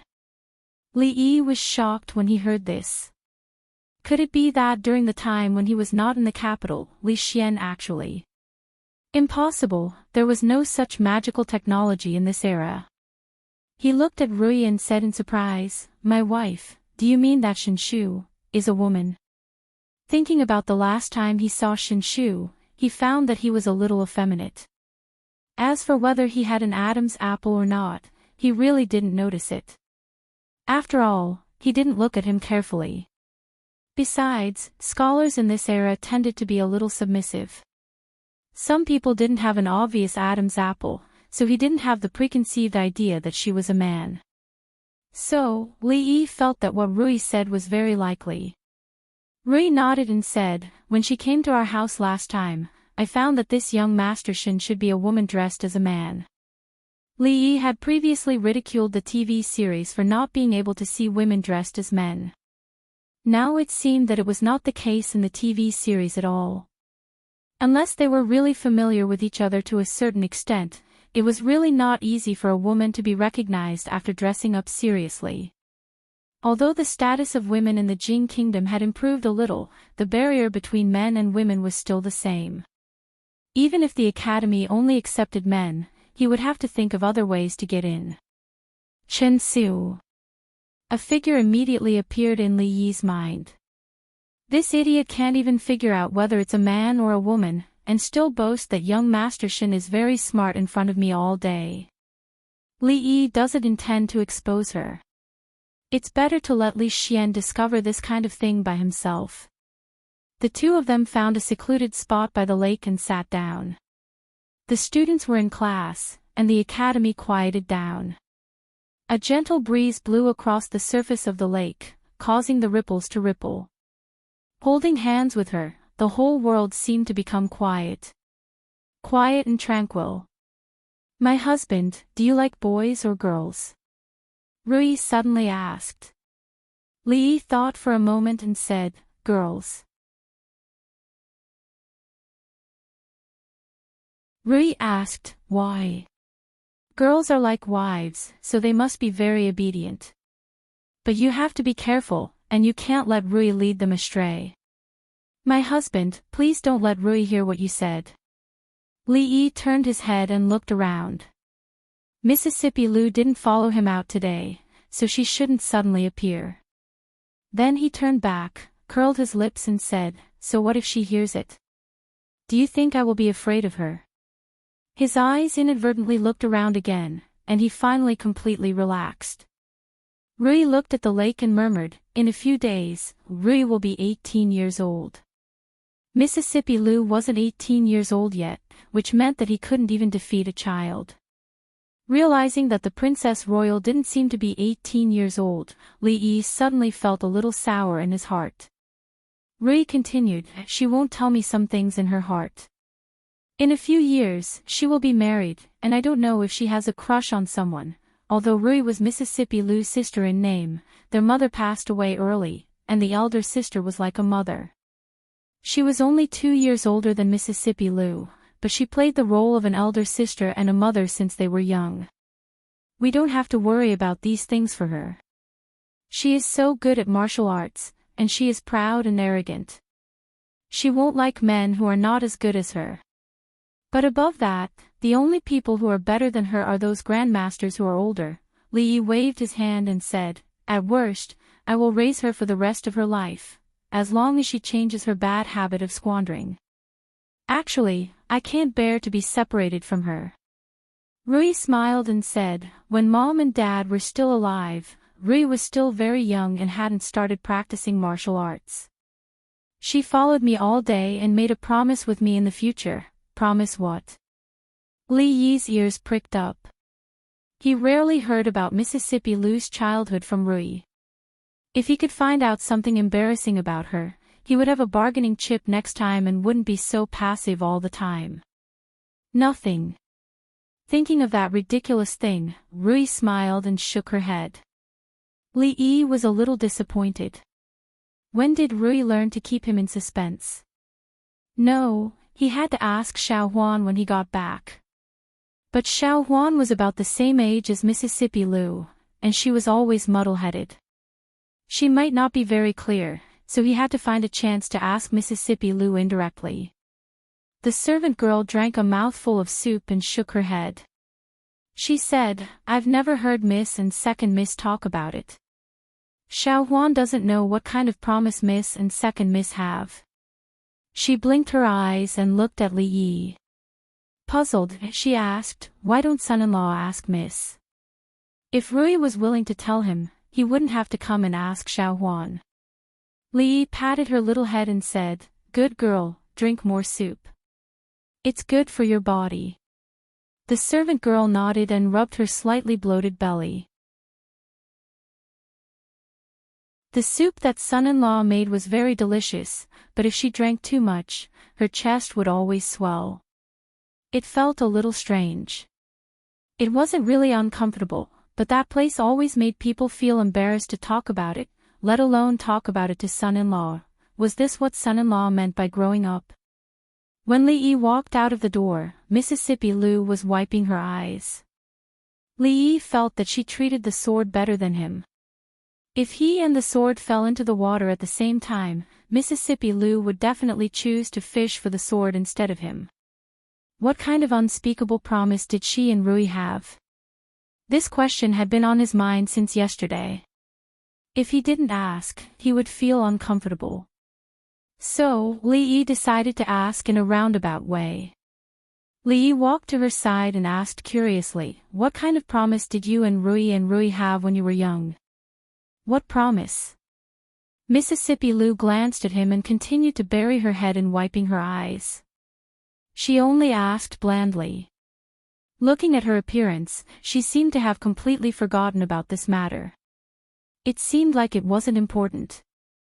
Li Yi shook his head. His curiosity was greatly reduced.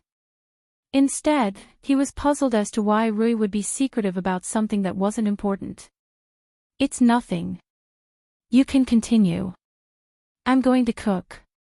He didn't want Mississippi Lu to know that he was prying into her privacy. He turned around and walked in the direction of the kitchen. "Promise? That's strange." Mississippi Lu looked up at him and murmured. When she lowered her head again, she seemed to have thought of something. Her hands suddenly stopped moving and her body stiffened. "Promise." At this moment, a memory that was long ago but engraved in the depths of her mind quietly emerged. Before Li Yi could step into the kitchen, a white shadow flashed in front of him. Mississippi Lu instantly appeared in front of him. She looked at him with a face full of embarrassment and annoyance. "What do you know?" "What do you mean?" Li Yi looked at her in surprise and asked in confusion. Mississippi Lu stared at his face closely. When she found that there was nothing but confusion on his face, she finally felt relieved. It seemed that he just did it unintentionally. At this moment, he had forgotten about what just happened. "Nothing." She waved her hand and turned to leave. "Wait." Li Yi stopped her in time. When she turned around, he asked curiously, "What on earth did you two promise?"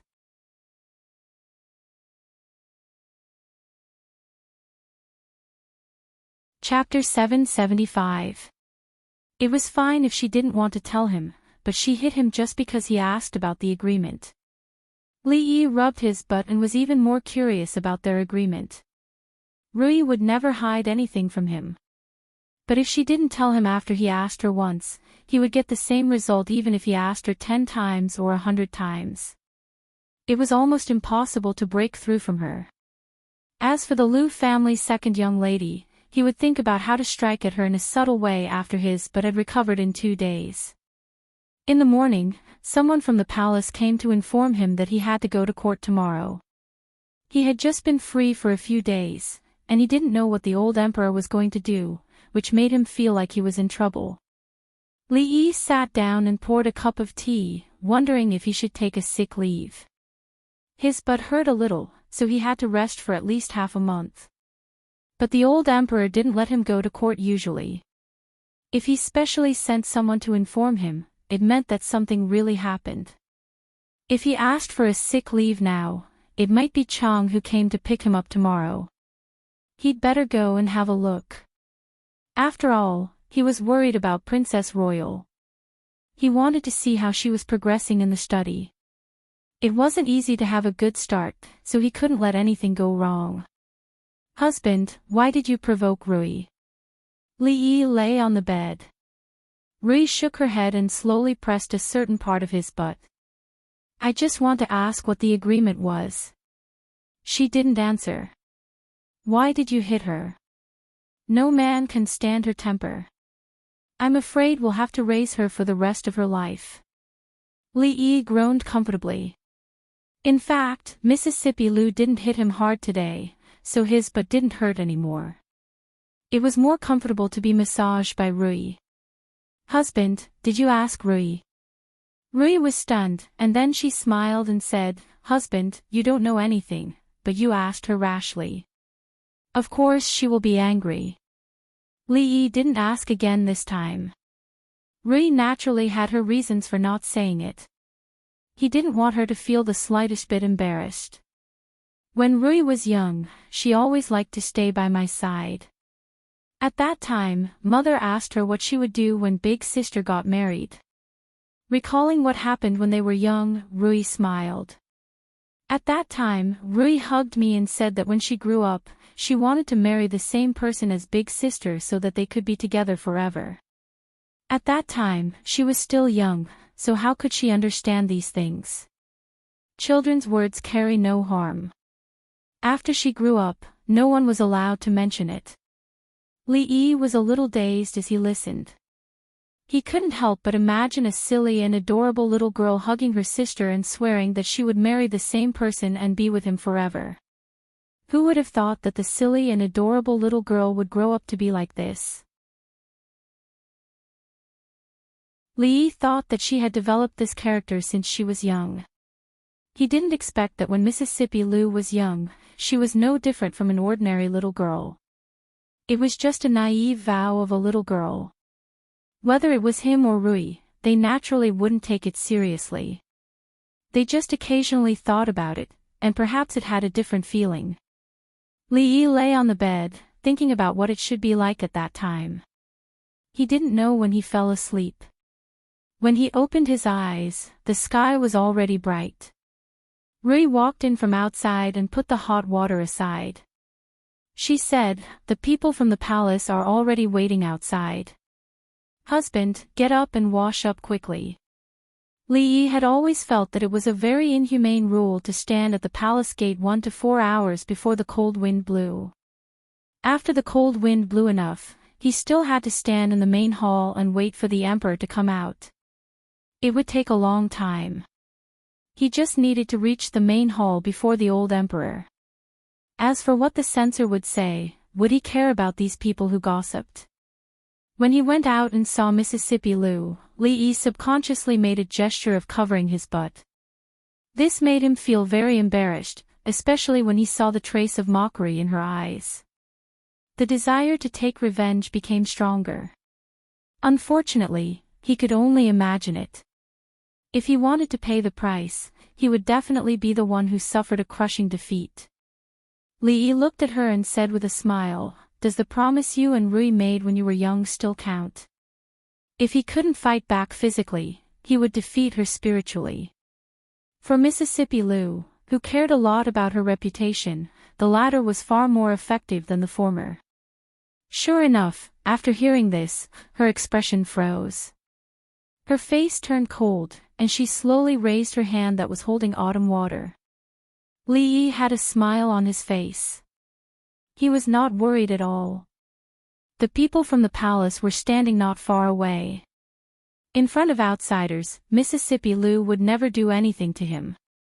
Sure enough, she raised her hand halfway and then slowly put it down. Li Yi smiled. This was his first victory in the recent confrontation with Mississippi Lu. A complete victory. Just as Li Yi was thinking about this, the frost on Mississippi Lu's face suddenly melted like snow. She actually smiled. It was a smile that Li Yi had never seen before. To be precise, it was a smile that he had never seen on her face. Li Yi couldn't help but shiver. This was a very strange feeling.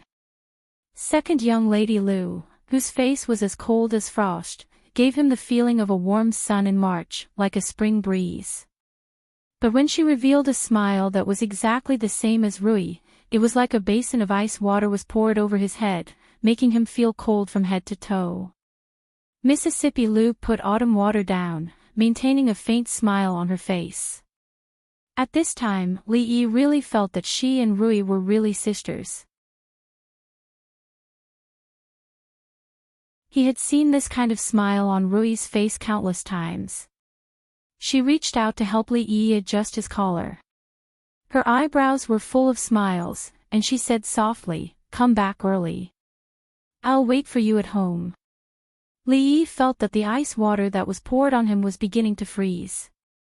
I'm leaving." He didn't dare to look at Mississippi Lu again.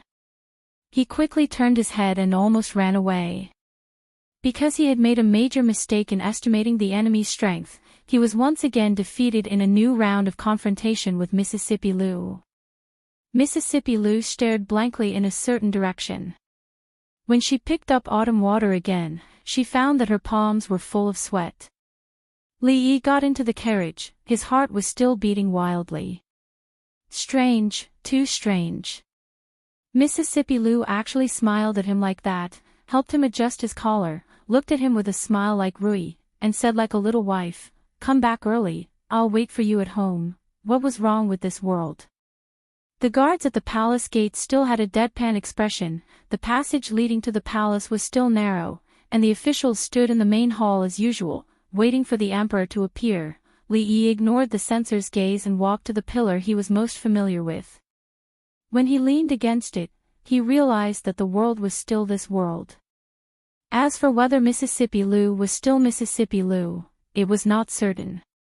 For the first time, he thought that today's morning court would end slowly.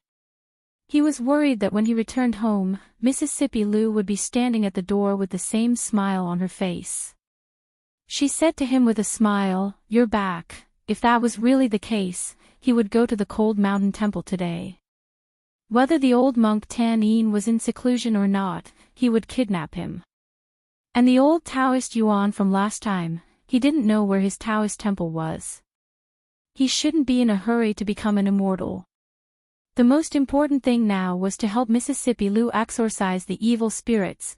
You're tuning in to the LoveLore Library YouTube channel. We're so grateful for your support, and don't forget to subscribe to join us on this incredible journey through captivating stories. Your generosity through donations truly makes a world of difference, as it's the primary source of revenue that allows me to expand and enhance this channel for you. Thank you from the bottom of my heart for being a part of this adventure.